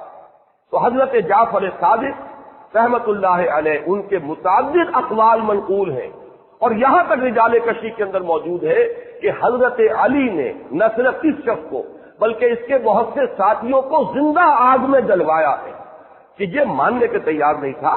اس نے برملا آ کر کہا حضرت علی کے سامنے کھڑے ہو کر کہ تم خدا ہو، اور جب حضرت علی نے فرمایا کہ توبہ نہیں کرو گے تو زندہ آگ میں جلوا دوں گا، انہوں نے کہا تم خدا ہو، خدا امتحان دیتا ہی ہے، تم ہمارا امتحان دے رہے ہو اور ہم اس امتحان میں ثابت کر رہے ہیں۔ یہ روایات جو ہے رجال کشی میں موجود ہے، اور حضرت جعفر صادق کے اقوال موجود ہیں جن میں کہ اس شخص کا ذکر۔ یہ جو ہے یہ ایک انتہا پر چلے گا، جیسا کہ میں نے عرض کیا حضرت علی نے بعض کتابوں میں درج ہے انہیں سخت سزائیں دی، ایسے لوگ پیدا ہو چکے تھے، حضرت علی کے عین دور میں پیدا ہو چکے، آپ کی زندگی میں پیدا ہو چکے۔ آپ نے خلیفہ برحق، خلیفہ راشد کی حیثیت سے، امیر المومنین کی حیثیت سے آپ نے وہی کیا۔ اس بدترین شرک کی جو سزا دی جانی چاہیے تھی وہ آپ نے سزا دی، اس لیے کہ یہ تو ارتداد ہے، کھلم کھلا ارتداد ہے۔ خدا مان لینا کسی انسان کو، اس سے بڑا ارتداد اور کون سا ہوگا؟ لہذا اس پر سزا، اس مرتد کی سزا قتل ہے۔ یہ قتل حضرت علی نے نہ صرف قتل بلکہ زندہ آگ میں جلانے کی سزا جو ہے بدترین سزا ہو سکتی ہے وہ دی ہے حضرت علی نے لوگ۔ تو یہ ایک تاریخی واقعہ، ایک حقیقت ہے۔ وہاں پر بھی سینٹ پال نے وہی کیا، خدا کا بیٹا بنایا، اس سے آگے نہیں، اور یہاں حضرت علی کو خدا بنایا۔ ایک انتہا تو میں نے آپ کو یہ دکھا دی، اور یہ تو میں نے اسلام کے دائرے سے باہر کی بتائی۔ دوسری طرف دوسری انتہا کو کون پہنچے؟ خوارج۔ خوارج نے حضرت علی پر کفر کا فتویٰ لگایا، کافر ہو گئے، کافر ہو گئے تو مرتد ہو گئے۔ ان کا موقف کیا تھا؟ آپ نے تحکیم کیوں منظور کی؟ ان الحکم الا للہ، اللہ کے سوا تو کوئی حکم نہیں، کوئی حاکم نہیں، کوئی حکم دینے کا مجاز نہیں۔ آپ نے کیسے حاکم مان لیا، کیسے حکم مان لیا، کیسے اپنا معاملہ حوالے کر دیا؟ گویا کہ آپ کو اس بات کا یقین نہیں ہے کہ آپ خلیفہ برحق ہیں، آپ نے گویا کہ ڈسپیوٹڈ اس کو تسلیم کر لیا، آپ اس معاملے کے اندر تحکیم کے اوپر راضی ہو گئے۔ اب حضرت علی رضی اللہ تعالیٰ عنہ کی مزاج میں یہ میں عرض کر دوں، وہ میں بعد میں بیان کروں گا کہ جو نرمی تھی مزاج کے اندر، اس نرمی کا ظہور ہوا ہے کہ مسلمانوں کی قتل و غارت گری آپ کو کسی صورت میں پسند نہیں۔ جو کچھ ہو رہا تھا اس سبائی فتنے کے نتیجے میں اس سے حضرت علی نے آخری کوشش بھی کی ہے کہ کسی طریقے سے یہ معاملہ ختم ہو جائے، لہذا یہ تحکیم جو ہے اس پر حضرت علی راضی ہو گئے۔ اب انہی کی فوج میں وہ لوگ تھے جنہوں نے وہاں سے علیحدگی اختیار کی، اور وہ لوگ اب ایک علیحدہ فرقہ بن کر آ گئے۔ انہوں نے کہا یہ شخص تو کافر ہو گیا، معاذ اللہ ثم معاذ اللہ، نقل کفر کفر نہ باشد۔ پھر انہوں نے کہا سب کافر ہو گئے، یہ بھی کافر، معاویہ بھی کافر، عمرو بن العاص بھی کافر، موسیٰ اشعری بھی کافر، سب کافر ہو گئے، جنہوں نے بھی اس تحکیم کے اندر حصہ لیا اور تسلیم کیا سب کافر ہو گئے، سب مرتد ہو گئے، سب واجب القتل ہو گئے۔ حضرت علی رضی اللہ تعالیٰ عنہ نے ان کے ساتھ بڑی نیگوشیشن کی کوشش کی، بڑے لوگوں کو بھیجا، سمجھایا، یہاں تک بھی فرمایا کہ اگر تم لوگ اپنے اس عقیدے پر قائم رہو تب بھی میں تمہارے خلاف کوئی اقدام نہیں کروں گا، بشرطے کہ تم بدامنی کا ارتکاب نہ کرو۔ اگر بدامنی کرو گے، فتنہ و فساد کرو گے تو مجھے ظاہر بات ہے کہ پھر مجھے تمہارے خلاف جو ہے کوئی ایکشن لینا ہوگا، کوئی اقدام کرنا پڑے گا۔ لیکن اگر تم یہ خود سے باطن بھی اپنے اندر رکھے رکھو، لیکن یہ کہ کوئی اقدام نہ کرو، کوئی بدامنی نہ کرو، کوئی فساد نہ مچاؤ، تو میں تم سے کوئی تعارض نہیں کروں گا، تمہارے خلاف اقدام۔ لیکن یہ لوگ اتنے بتھرے ہوئے تھے، جنگ نہروان میں 4,500 آدمی ان کا مارا گیا ہے، اور اس میں یہ تھا کہ لشکر تو زیادہ بڑا تھا، حضرت علی کا لشکر بے پناہ تھا اس وقت، بہت بڑی تعداد میں۔ جب آمنے سامنے لشکر ہوئے ہیں، حضرت علی نے بڑی کوشش کی ہے کہ ان کے ساتھ مصالحت ہو جائے، سمجھا دیا جائے۔ آخری آپ نے جو تدبیر اختیار کی کہ حضرت ابو موسیٰ اشعری کو جھنڈا دے کر، سفید جھنڈا دے کر ایک طرف کھڑا کر دیا کہ جو بھی اس جھنڈے کے پاس پہنچ جائے گا اس کے لیے امان ہے، گویا کہ وہ علیحدہ ہو گیا، نیوٹرل ہو گیا، وہ نہ ادھر رہا نہ ادھر رہا۔ تو اس حربے سے، آپ کی اس تدبیر سے کافی لوگ جو ہے ان کے لشکر سے نکل کر ادھر چلے گئے، لیکن 4,500 افراد باقی رہ گئے۔ پھر جب جنگ ہوئی ہے تو سب کے سب وہاں پر ہلاک ہو گئے۔ اس بہادری سے لڑے ہیں کہ تاریخ میں ان کی بہادری کے تذکرے آپ کو ملیں گے۔ 9 آدمی بچے ہیں 4,000 میں سے 4,500 میں، باقی سب کے سب جو ہے انہوں نے اپنی جانیں دے دی۔ مغالطہ ہوتا تو اتنا شدید ہو جاتا ہے، ہاں مغالطہ بہت بڑی گمراہی، لیکن یہ کتنا شدید مغالطہ، کتنی بڑی گمراہی کہ وہ کھلواتے یہ سمجھتے تھے کہ ہم حق پر ہیں اور یہ لوگ غلط ہیں، اور انہوں نے جانیں اپنی دے دی، قربان کر دی اپنے اس باطل نظریے کے اوپر کہ جو ان کے دلوں میں بیٹھ گیا۔ تو یہ بات جان لیجئے کہ اس وقت، اور اب خوارج کے کفر پر امت کا اجماع ہے، پوری امت جو ہے وہ مانتی ہے کہ خوارج جو تھے وہ خود اسلام کے دائرے سے باہر ہو گئے۔ لہذا میں نے یہ 2 ایکسٹریمز دے دی کہ ایک وہ یہود جو حضرت مسیح علیہ الصلوۃ والسلام کے اتنے دشمن ہوئے کہ انہوں نے نہ صرف ان کی والدہ پر تہمت لگائی بلکہ بچ پڑتے انہوں نے تو سولی پر چڑھائی دیا نا، مرتدی قرار دیا تھا نا کہ اس میں کفر بکا ہے، یہ جو کہہ رہا ہے یہ کفر ہے، جب کفر ہے تو مرتد ہو گیا، مرتد ہے تو واجب القتل ہے، لہذا قتل کی سزا وہ تو یہود کی عدالت نے سنائی تھی۔ یہ دوسری بات ہے کہ ہمارے نزدیک وہ حضرت مسیح تھے ہی نہیں، وہ کوئی اور تھا جس کو سزا سنائی گئی اور جس کو سولی پر چڑھایا گیا۔ لیکن یہود نے تو اپنی حد تک، اپنے بس پڑتے تو مسیح ابن مریم ہی کو سولی پر چڑھایا گیا۔ ایک انتہا وہ تھی جس کا کہ مظہر کون ہے؟ خوارج ہے، کہ جو تاریخ اسلام میں پیدا ہوئے، اسلام کے دائرے سے باہر نکل گئے۔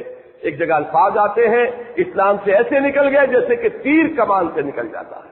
انہوں نے حضرت علی کو کافر اور مرتد قرار دیا، واجب القتل قرار دیا، اور بالآخر انہی میں سے ایک شقی تھا عبد الرحمن ابن ملجم کہ جس کے خنجر سے حضرت علی رضی اللہ تعالیٰ عنہ شہید ہوئے۔ آپ کو معلوم ہے 3 افراد نے بیٹھ کر طے کیا کہ تم جاؤ دمشق اور معاویہ پر حملہ کرو، میں جاتا ہوں کوفے اور علی کے اوپر حملہ کرتا ہوں، تم جاؤ مصر اور عمرو بن العاص پر حملہ کرو۔ ایک ہی وقت، ایک ہی تاریخ، ایک ہی وقت معین پر یہ تینوں حملے ہوئے، لیکن بس اللہ کا کرنا ہوتا ہے۔ حضرت معاویہ اس وقت مسجد گئے ہی نہیں تھے، حضرت عمرو بن العاص پر شاید وار ہوا۔ ان دونوں میں سے کس کا کیا معاملہ ہے یہ ہو سکتا ہے مجھے اس وقت مغالطہ ہو یادداشت میں۔ ایک پر حملہ ہو ہی نہیں سکا کہ وہ مسجد آئے نہیں تھے، ایک پر ہوا، وار اوچھا پڑا، معمولی سا زخم آیا، احتیاط ہو گئے۔ حضرت علی رضی اللہ تعالیٰ عنہ پر وہ زخم جو تھا کاری تھا، ان کی شہادت اس سے واقع، لیکن فیصلہ انہوں نے تینوں سے کیا۔ تو یہ وہی اشخاص ہے جنہوں نے حضرت علی کو کافر اور مرتد قرار دے کر واجب القتل قرار دیا، اور اپنی حد تک تو انہوں نے وہ کام بعمل کر لیا۔ اور دوسری طرف انتہا پر عبداللہ ابن سبا جنہوں نے حضرت علی رضی اللہ تعالیٰ عنہ کو خدا قرار دیا اور اس میں بھی اپنی جانیں دے دی۔ اب آپ سوچئے کہ یہ 2 انتہائیں کسی اور صحابی کے بارے میں اس کا عشر عشیر بھی نظر نہیں آئے، یہ انتہا کا معاملہ جو ہے کہیں نظر نہیں آئے گا۔ یہ دونوں تو میں نے بیان کیے جو دائرہ اسلام سے باہر، دائرہ اسلام کے اندر آئیے تو ایک طرف آج میں ان کا ذکر نہیں کرنا چاہتا، اہل تشیع کا ان کا اپنا نظریہ ہے، فلسفہ ہے، امامت معصومہ ان کا عقیدہ ہے۔ میں کہتا ہوں سنیوں کے اندر جو حال ہے کہ حضرت علی مشکل کشا، یا علی مدد، یہ کیا ہے؟ یہ سب اسی کا ظہور ہے کہ نہیں؟ یہ اسی کے اثرات ہیں کہ نہیں؟ اسی کے باقیات و سیئات آج موجود ہیں۔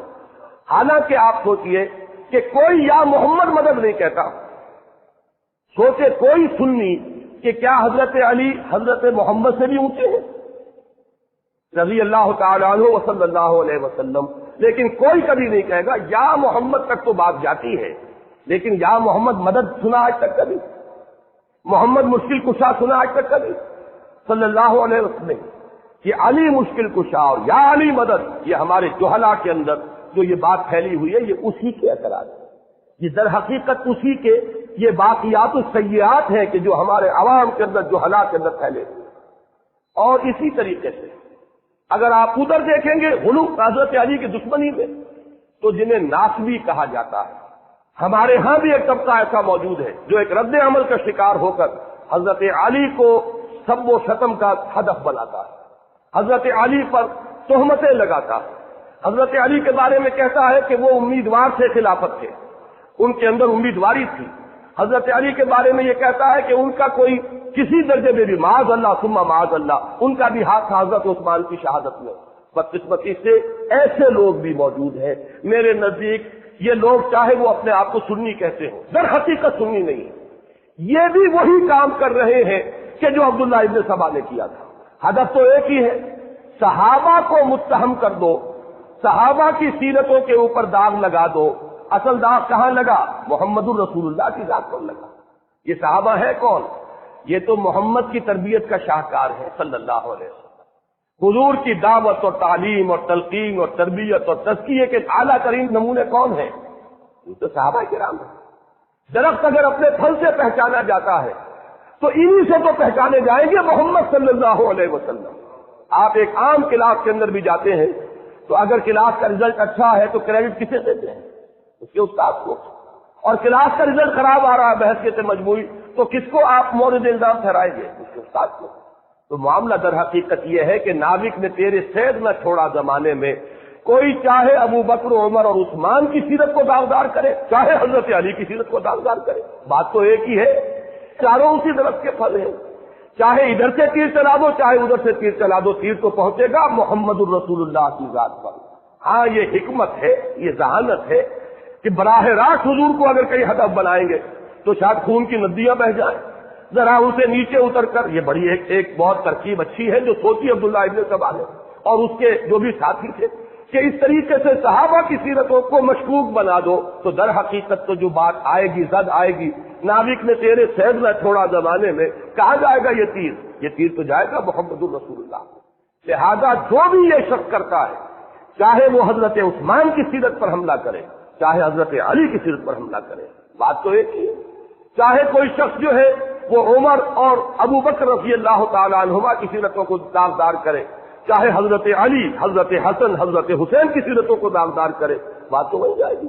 تو در حقیقت میرے نزدیک ایسے لوگ چاہے وہ اپنے آپ کو کتنے ہی بڑے سنی سمجھتے ہوں، جو بھی حضرت علی رضی اللہ تعالیٰ عنہ کی ذات پر اس طرح کا کوئی حملہ کرے گا، ان کی نیت پر کوئی شک کا اظہار کرے گا، ان کے بارے میں اس طرح کی باتیں جو میں نے گنوا دی ہیں اگر وہ کہے گا، میرے نزدیک وہ دائرہ اہل سنت سے خارج ہے۔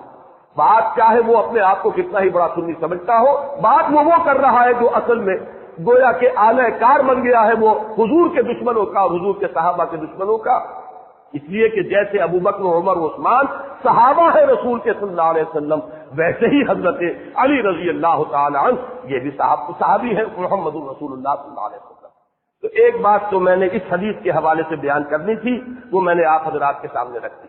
اب آئیے جو میں نے مزاج کی اتنی لمبی چوڑی بحث کی ہے، آپ بھی جاننا چاہتے ہو کہ میں حضرت علی کو کہاں رکھتا ہوں۔ آپ اچھی طرح سمجھ لیجئے، اس پوری بحث کا اب آپ کے سامنے سرا آ جائے گا۔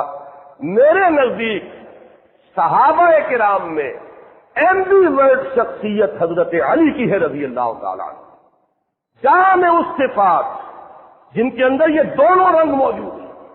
حضور صلی اللہ علیہ وسلم کی شخصیت کا ایک عکس جامعیت کے ساتھ کہ حضرت علی میں، اب دیکھیے نوٹ کیجیے، ایک طرف شجاعت، بہادری، اور وہ شجاعت صرف چھپی ہوئی نہیں، ظاہر و باہر، معاملہ صرف وہ نہیں ہے۔ حضرت ابو بکر یقیناً بہت شجاع تھے رضی اللہ تعالیٰ عنہ، اور میں آپ کو سنا چکا ہوں حضرت علی ہی کا خطبہ جو حضرت ابو بکر کے انتقال پر آپ نے دیا ہے، اور حضرت علی نے یہ فرمایا تھا کہ ابو بکر ہم میں سب سے زیادہ بہادر اور شجاع تم تھے جو پہرا دے رہے تھے بدر کی شب محمد الرسول اللہ صلی اللہ علیہ وسلم، اور اللہ نے تمہیں منتخب کیا تھا محمد الرسول اللہ کی رفاقت کے لیے اثناء سفر ہجرت میں۔ حضرت علی فرما رہے ہیں کہ ہم میں سب سے بڑے شجاع تم تھے، اگرچہ حضرت ابو بکر کی شجاعت کا کوئی ظہور تو نہیں ہوا، کسی پہلوان سے آپ کا مقابلہ آتا ہے سیرت میں کہیں؟ کسی کے ساتھ دو بدو جنگ کی کوئی تفصیل آتی ہے نہیں سیرت کے اندر؟ ایک اور بات ہے وہ ارادہ اور عزم کہ ابو بکر نے اپنے بیٹے سے کہا تھا، جب بیٹے نے کہا عبد الرحمن ابن ابی بکر نے کہ ابا جان بدر میں آپ میری زد میں آ گئے تھے، وہ کفار کی طرف سے آیا تھا لڑنے کے لیے، اس لیے کہ اس وقت تک ایمان نہیں لائے تھے، بعد میں ایمان لائے عبد الرحمن ابن ابی بکر۔ ابا جان آپ میری زد میں آ گئے تھے، میں نے آپ کے ساتھ رعایت برتی، میں نے آپ پر حملہ نہیں کیا۔ تو حضرت ابو بکر فرماتے ہیں بیٹے یہ تم نے اس لیے کیا کہ تم باطل کے لیے لڑ رہے تھے، خدا کی قسم اگر تم میری زد میں آ جاتے میں کبھی نہ چھوڑتا۔ یہ ارادہ، یہ استقامت، یہ قوت ارادی، یہ عزیمت انتہا پر موجود ہے، لیکن یہ کہ ظہور اس طریقے سے جیسے حضرت حمزہ کی شجاعت، حضرت عمر کی پہلوانی، حضرت عمر کا یہ قول کہ جس کی خواہش ہو کہ اس کی ماں اسے روئے وہ آئے اور میرا راستہ روک لے، میں جا رہا ہوں ہجرت کے لیے، میں چلا ہوں مدینے کی طرف، کوئی اگر روک سکتا تو روک لے، جس کی خواہش ہو کہ اس کی ماں اسے روئے وہ آئے اور میرا راستہ روک لے۔ یہ بات حضرت ابو بکر کو نظر نہیں آئی۔ اور یہاں میں یہ بھی عرض کر دوں، میری بات کو غلط مفہوم میں نہ لیجیے گا، حضور نے کسی سے مقابلہ کیا؟ کہیں ہے ریکارڈ؟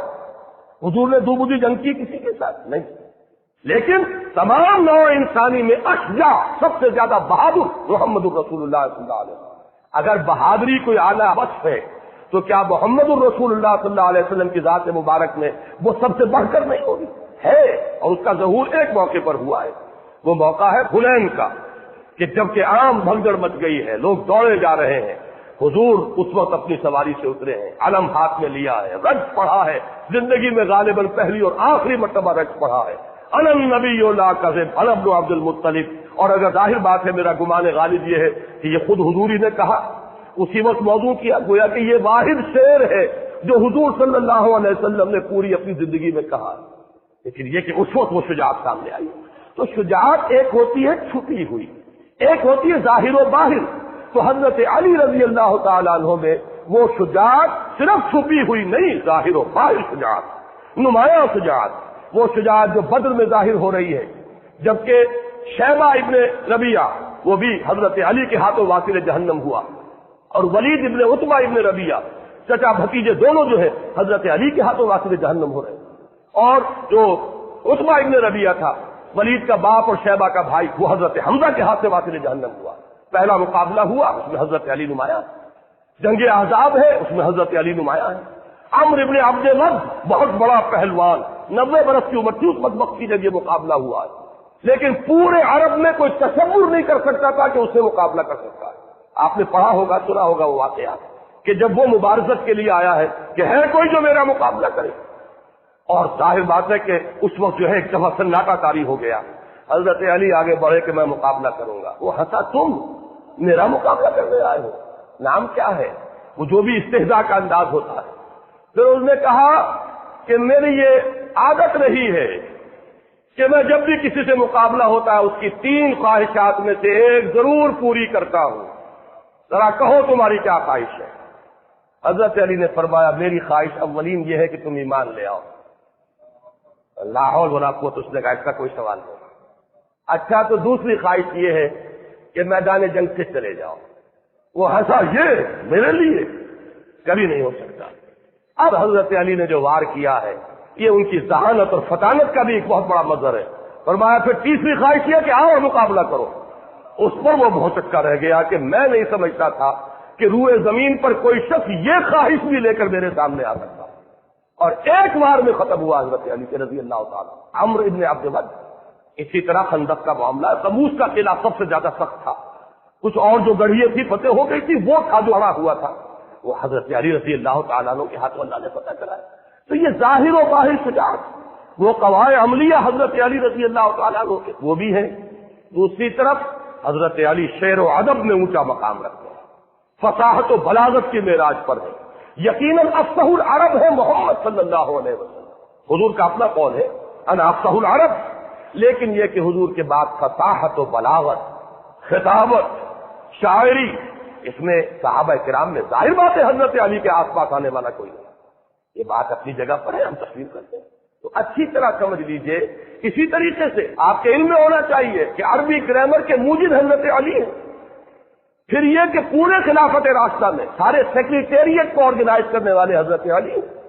یعنی ذرا آپ اندازہ کیجئے، ایک شخص مرد میدان ہے، اس کی شجاعت وہ صرف پوٹینشل شجاعت نہیں بلکہ واقعی ظاہر و باہر شجاعت، اس کے میں نے چند نمونے آپ کو بتائے. مجھے واقعات کی تفصیل میں جانے کی ضرورت نہیں ہے کہ یہ چیزیں معلوم ہیں، لوگوں کے علم میں ہے. دوسری طرف اس کے اندر ادب ہے، ان کے اشعار پڑھیے آج بھی انسان وجد میں آتا. کتنے حکیمانہ اشعار، کتنی بے ساختگی ہے. میں نے کئی مرتبہ آپ کو اشعار سنائے. یغوث البحر من طلب العالی ومن طلب العلا سیر الليالي ومن طلب العلا من غیر قد اضاع العمر فی طلب المحال. جو کوئی بھی موتی چاہتا ہے، موتی حاصل کرنا چاہتا ہے، اسے تو سمندر میں غوطہ لگانا ہی پڑتا ہے. جو کوئی اونچا مقام حاصل کرنا چاہتا ہے زندگی میں، اسے راتوں کو جاگنا ہی پڑتا ہے. جو کوئی بلندی بھی چاہے اور محنت بھی نہ چاہے، وہ اپنی عمر کو ضائع کر بیٹھتا ہے ایک محال شے کی طلب میں. اللہ کیجیے. اور رضینا قسمت الجبار فینا لنا علم وللجہال معلوم. اس میں فلو دیکھیے، اس کا ردم دیکھیے. ہم راضی ہیں اللہ تعالیٰ کی تقسیم پر جو اس نے ہمارے بارے میں کی ہے. ہمیں اللہ نے علم عطا کیا، جاہلوں کو دولت عطا کی. ہم راضی ہیں، ہم علم کی دولت پر راضی ہیں. یہ حضرت علی کے قول. اور انا الذی سمتنی امی حیدرا، میں وہ ہوں کہ جس کا نام اس کی ماں نے حیدر رکھا تھا، شیر رکھا تھا. اس حوالے سے سمجھ لیجئے اصل میں والدین کا رکھا ہوا نام حضرت علی کا اسد تھا، شیر، اور یہی حیدر کے معنی عربی زبان میں. یہ جو لفظ علی ہے آپ کا نام، یہ محمد الرسول اللہ نے رکھا ہے. یہ نام والدین کا دیا ہوا نہیں، والدین کا عطا کردہ نام اسد ہے. حضرت علی کا نام پھر جب علی رکھا ہے تو وہ محمد الرسول اللہ صلی اللہ علیہ وسلم نے رکھا ہے. تو یہ اچھی طرح سمجھ لیجئے کہ یہ جامعیت جو ہے کہ ایک ایمبی ورڈ شخصیت، میں نے آپ کو گنوایا چونکہ میں نے عکس بیان کیے کہ جو مقام اور مرتبہ آپ کو نظر آئے گا شہادت کے مراتب میں، اس مزاج میں جو حضرت اسماعیل حضرت موسیٰ کا، وہ ہے حضرت حمزہ اور حضرت عمر خطاب کا رضی اللہ تعالی. جو مقام وہاں پہ حضرت ابراہیم کا اور ادریس کا نظر آ رہا ہے، وہ اگر امت محمد میں دیکھنا ہو تو وہ ابو بکر اور عثمان غنی کا ہے رضی اللہ تعالی عنہ وعلیہم الصلاۃ والسلام. لیکن جامعیت کبریٰ کا جو مظہر محمد الرسول اللہ صلی اللہ علیہ وسلم، جن میں یہ دونوں چیزیں جمع ہیں، جن میں یہ جامعیت ہے، جن کے اندر توازن ہے، جس میں یہ دونوں اوصاف بیک وقت مجتمع ہے. ایک طرف انتظامی اوصاف دیکھیے، میں ابھی اشارہ کر چکا ہوں کہ جس تیزی کے ساتھ ایکسپینشن ہوا تھا عالم اسلام کا، وہ اگر اس میں کنسولیڈیشن نہ ہوتی، انتظام و اہتمام و انصرام نہ ہوتا، نظم نہ ہوتا، تو وہ تو تباہی ہو جاتی. اتنی تیزی سے ایکسپینشن حضرت عمر فاروق کے زمانے میں رضی اللہ تعالی عنہ. ذرا فتوحات کا اندازہ تو کیجیے کہ ملک کے ملک آ رہے ہیں اور بڑے وسیع علاقے آ رہے ہیں، بڑی آبادیاں ہیں وہاں، بڑے وسائل و ذرائع ہیں. وہ جس کو فرٹائل کریسنٹ کہا جاتا ہے عالم عرب کا، وہ پورا کا پورا فتح ہو چکا ہے. اس میں اگر انتظام نہ ہوتا، بندوبست نہ ہوتا، یہ ساری چیزیں جو ہے کسی نظم کے اندر نہ آتی، تو بہت بڑی ہلاکت پیدا ہو جاتی. میں لفظ ہلاکت استعمال کر رہا ہوں اس لیے کہ یہ لفظ حضرت عمر نے استعمال کیا رضی اللہ تعالی عنہ. حضرت عمر کے یہ الفاظ لولا علی لہلک عمر، اگر علی نہ ہوتے تو عمر ہلاک ہو جاتا. کیوں؟ حضرت عمر جو ہے اس وقت خلیفۃ المسلمین، امیر المومنین، پوری کی پوری ذمہ داری. اب اس میں ان کی توجہ، فوجوں کا انتظام، محاذوں سے آنے والی اطلاعات، وہاں کرائسس ہو گیا ہے، وہاں یہ سامان چاہیے، وہاں ایک شکست کی سی کیفیت، جیسے کہ آپ کو معلوم ہوگا کہ ایران میں ایک موقع پر بڑی حالت جو ہے وہ کمزور ہو گئی تھی مسلمان افواج کی. جس وقت کہ حضرت عمر نے فیصلہ کیا تھا کہ میں خود جاؤں گا، اب میں محاذ کے اوپر خود جاؤں گا، تو اس وقت جو ہے حضرت عمر کی زیادہ توجہ تو اس پر لگ رہی ہے.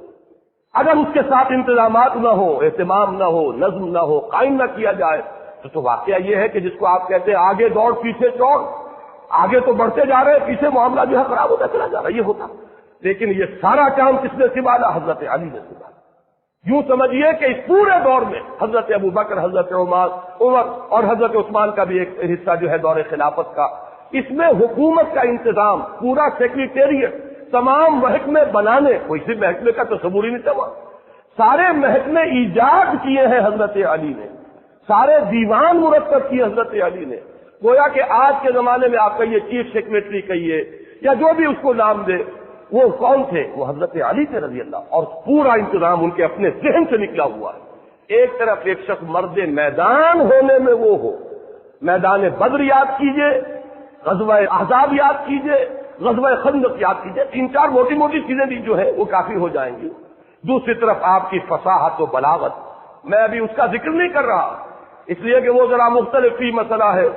اہل حدیث حضرات اور ہمارے محدثین جو ہے، جو تصوف کے ان سلاسل کو تسلیم نہیں کرتے، وہ ان چیزوں کو نہیں مانتے، لیکن جو لوگ کے تصوف کے قائل ہیں، ان سلاسل کو مانتے ہیں، تو آپ کو معلوم ہے کہ 3 سلسلے جو ہے صوفیہ کے ان سلاسل اربعہ میں سے وہ شروع ہوتے حضرت علی کے ذات سے رضی اللہ تعالیٰ عنہ۔ ایک طرف باطنی کیفیات کا وہ عالم، ایک طرف علمی صلاحیتوں کا وہ عالم، انا مدینۃ العلم وعلی بابھا، کہ میں علم کا شہر ہوں اور علی اس کا دروازہ ہے رضی اللہ تعالی عنہ وصلی اللہ علیہ وسلم۔ دوسری طرف مرد میدان ہونے کی یہ کیفیت، تو یہ جامعیت، منتظم ہونے کا یہ معاملہ جو میں نے آپ کو بتایا کہ حضرت عمر فرما رہے ہیں کہ لولا علی لہلک عمر، یہ جو ہے در حقیقت ایمبی ورڈ ہونے کے اعتبار سے، جس میں صدیقین اور شہداء دونوں کے اوصاف جمع ہو گئے ہوں، اس میں یقیناً ایک عظیم ترین شخصیت جو ہے وہ حضرت علی کی ہے رضی اللہ تعالیٰ۔ ایک اور پہلو سے میری بات سمجھ لیجئے، یہ بھی عرض کر دوں، یہ بھی صرف ٹانک سے جائیے۔ حضرت علی تمام غزوات میں شریک رہے سوائے تبوک کے۔ تبوک میں حضور نے انہیں مدینے میں چھوڑا اپنے نائب کی حیثیت، اور جب انہوں نے شکوہ کیا، ان کے تو مزاج سے یہ چیز بڑی تھی کہ لوگ جائیں اور داد شجاعت سے میدان جنگ میں، اور میں یہاں عورتوں کے ساتھ پیچھے بیٹھ جاؤں۔ شکوہ کیا حضور نے فرمایا کہ علی کیا تمہیں یہ پسند نہیں ہے کہ تمہارا تعلق مجھ سے وہی ہو جو ہارون کا تھا موسیٰ کے ساتھ، سوائے اس کے کہ میرے بعد نبوت نہیں ہے۔ یعنی حضرت موسیٰ کے نائب کی حیثیت سے حضرت ہارون تھے تو وہ بھی نبی اور رسول تھے، لیکن تم میری جگہ ہو تو میرے ساتھ اسی مقام پر، لیکن نبوت اور رسالت بہرحال اس کا دروازہ مجھ پر بند ہو چکا ہے۔ لیکن یہی کام کیا حضرت عمر نے رضی اللہ تعالیٰ عنہ۔ بیت المقدس جب گئے چارج لینے کے لیے بیت المقدس کا، تو کس کو نائب بنایا تھا؟ حضرت علی کو رضی اللہ تعالیٰ عنہ۔ کہاں سے ہم مان لیں کہ ان کے مابین کوئی بد اعتمادی ہو سکتی تھی؟ سوچیے تو صحیح، اس زمانے میں کوئی شخص اپنی جگہ چھوڑ کر اپنی جگہ ایسے شخص کو بٹھائے گا جس کے ساتھ اس کو اعتماد نہ ہو، جس پر اسے پورا وثوق اور یقین نہ ہو۔ لیکن یہ کہ حضرت علی کو 2 مرتبہ حضرت عمر نے اپنا جانشین بنایا، جیسے کہ محمد الرسول اللہ نے بنایا، اور میں سمجھتا ہوں کہ یہ بھی عمر فاروق کا اسوہ محمدی پر عمل ہے صلی اللہ علیہ وسلم، کہ اگر حضور نے غزوہ تبوک کے موقع پر اگر حضرت علی کو مدینے کے اندر بٹھایا تھا نائب کی حیثیت سے، تو کیسے ممکن ہے کہ عمر بن الخطاب رضی اللہ تعالیٰ عنہ وہ حضور کے اس اسوے پر عمل نہ کرے؟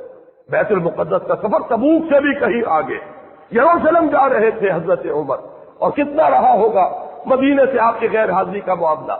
یہ آج کل کا معاملہ تو نہیں تھا، تیز رفتار سواریاں نہیں تھی، اس عرصے میں تو اگر کسی کے دل میں کوئی اور بات ہوتی تو اس کے لیے پورا موقع تھا کہ تختہ الٹ دیتا، لیکن نہیں، معاذ اللہ، یہ سب ہم ان کہانیوں کو ماننے کے لیے تیار نہیں، ہم ان چیزوں سے تسلیم کرنے کو تیار نہیں۔ یہ مربوط تھے، یہ ایک بنیاد مرصوص تھے۔ یہ صحیح ہے کہ حضرت علی رضی اللہ تعالیٰ عنہ کو حضرت ابو بکر سے بعض چیزوں میں شکایت رہی، اور اس شکایت کے لیے ان کے پاس بات بھی بنیادی طور پر صحیح تھی۔ ایک شکایت یہ تھی کہ خلافت کا فیصلہ کر لیا گیا، درحال کہ ہم شریک نہیں تھے، ہم تو حضور کی تدفین میں رہے اور یہاں فیصلہ ہو گیا۔ لیکن یہ فیصلہ کیوں ہو گیا؟ حضرت عمر یا حضرت ابو بکر نے نہیں کیا۔ جب انصار جمع ہو گئے سقیفہ بنی سعدہ میں، اور خبر یہ آئی کہ وہ تو طے کر رہے ہیں معاملہ، اور اگر ایک مرتبہ وہ فیصلہ ہو جاتا پھر آپ کو معلوم ہے کہ خون کی ندیاں بھی بہہ جاتی، تو غلط فیصلہ جو ہے اس کو صحیح کرانا ممکن نہ ہوتا۔ یہ کرائسس جو ہے اس وجہ سے پیدا ہو گیا۔ حضرت ابو بکر کے ناخن تدبیر نے اس کرائسس کو حل کر دیا، امت مسلمہ کو بچا لیا ایک بہت بڑے فتنے سے۔ لیکن انہیں اگر شکایت نہیں ہے تو شکایت کے لیے بنیاد ہے۔ کیا حضرت فاطمہ رضی اللہ تعالیٰ عنہ وہ چونکہ اس بات کی قائل تھی کہ باغ خدق مجھے ملنا چاہیے وراثت میں، حضرت ابوبکر رضی اللہ تعالیٰ عنہ کے سامنے حضور کا یہ قول تھا کہ نحن معاشر الانبیاء لا نرث ولا نورث، تو انہوں نے ان کی یہ خواہش پوری نہیں کی، تو ایک شکوہ ایک رنج سا رہا۔ یہ حقائق ہے انسانوں کے اندر بھی، وہ باہمی کسی وقت رنجش کا پیدا ہو جانا یہ کوئی بڑی دستیاب نہیں۔ چنانچہ سورہ ہجر کی ایک آیت ہے کہ ہم جب اہل جنت کو جنت میں داخل کریں گے، جنتیوں کو، تو الفاظ آتے ہیں وَنَزَعْنَا مَا فِي صُدُورِهِم مِّن غِلٍّ إِخْوَانًا عَلَىٰ سُرُرٍ مُتَقَابِلِينَ، ہم ان کے دلوں میں جو بھی کوئی رنجشیں ہوں گی وہ نکال لیں گے، اور پھر جنت میں وہ بیٹھے ہوں گے آمنے سامنے ایک دوسرے سے کہ بھائی بن کر، کوئی رنجش دن میں تھی بھی، دنیا میں تھی بھی تو نکل چکی ہے۔ اور حضرت علی کا قول ہماری تفاسیر میں منقول ہے کہ حضرت علی نے فرمایا یہ آیت میرے اور معاویہ کے بارے میں نازل ہوئی ہے کہ ہمارے دلوں میں اگر کوئی ایک دوسرے کی طرف سے میل آ گیا ہے، اللہ تعالیٰ ہمیں جنت میں داخل کرتے ہوئے وہ بھی قدورت جو ہے وہ میل جو کو نکال دے۔ تو ہمارا نقشہ تو صحابہ کرام کا یہ ہے کہ یہ ایک بنیاد مرصوص تھے، وقتی طور پر انسانوں کے اندر کوئی شکوہ شکایت پیدا ہو جانا یہ تو چیز وہ ہے جس کو ہم مان لیں گے، لیکن کوئی مستقل قدورت، کوئی بغض معاذ اللہ، کوئی دشمنی ایک دوسرے سے، اس کا ہم تصور نہیں کر سکتے۔ لہذا یہی وجہ ہے کہ حضرت علی رضی اللہ تعالیٰ عنہ کو 2 مرتبہ حضرت عمر نے اپنا جانشین بنایا۔ جب حج پر گئے ہیں تو حضرت علی کو انچارج بنا کر گئے، جب گئے ہیں یروشلم تو بھی حضرت علی کو یہاں پہ نمائندہ بنایا۔ اور ایک بات اور نوٹ کیجئے کہ حضرت علی رضی اللہ تعالیٰ عنہ کی صاحبزادی ام کلثوم حضرت عمر کے نکاح میں آئی۔ یہ کوئی ہونے والی بات تھی اگر باہمی محبت نہ ہوتی؟ یہ کوئی ہونے والی بات تھی اگر باہمی اعتماد اور باہم شیر و شکر نہ ہوتے؟ اگر شکایت بھی تھی تو میں عرض کر چکا ہوں وہ حضرت ابوبکر سے تھی۔ اگر شکایت کوئی تھوڑی دیر کے لیے رہی بھی ہے، کوئی شکوہ، حضرت عمر سے تو کسی شکوے کا ہمارے پاس تو ریکارڈ موجود نہیں ہے کہ کس بنیاد پر کوئی شکوہ ہوتا ہے۔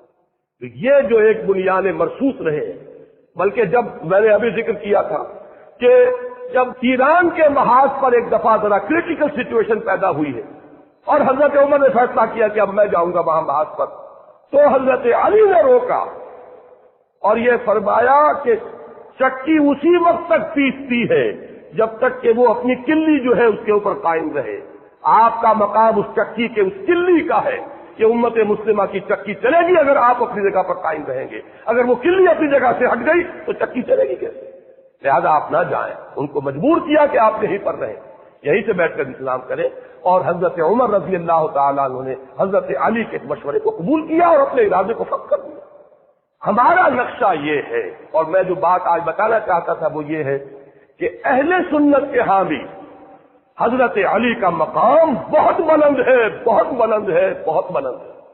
وہ لوگ اہل سنت کے دائرے سے خارج ہیں کہ جو حضرت علی رضی اللہ تعالیٰ عنہ پر کسی طرح کا زبان چاند جو ہے دراز کرتے ہیں، کسی طرح سے ان کی نیت کے اوپر حملہ کرتے ہیں، کسی طرح سے کوئی اس طرح کی جو ان کے مقام بلند سے فروتر بات ہے کوئی ان کی طرف منسوب کرتے ہیں، میرے نزدیک وہ اہل سنت سے خارج، وہ ناسبی ہوں گے یا کوئی خارجیوں کی کوئی نسل ہے جو چلی آ رہی ہو ہمارے اندر، لیکن بہرحال اہل سنت کے ہاں یہ جان لیجئے یہ ہمارا مجمع عقیدہ ہے۔ تمام نسل انسانی میں بلند ترین تو انبیاء اور رسول ہیں، وہ تو سب سے اونچا ہے۔ اس کے بعد امت کے اندر سب سے افضل، پوری دنیا کے اندر، امت میں نہیں پوری نسل انسانی میں بحیثیت جماعت وہ صحابہ ہے محمد الرسول اللہ۔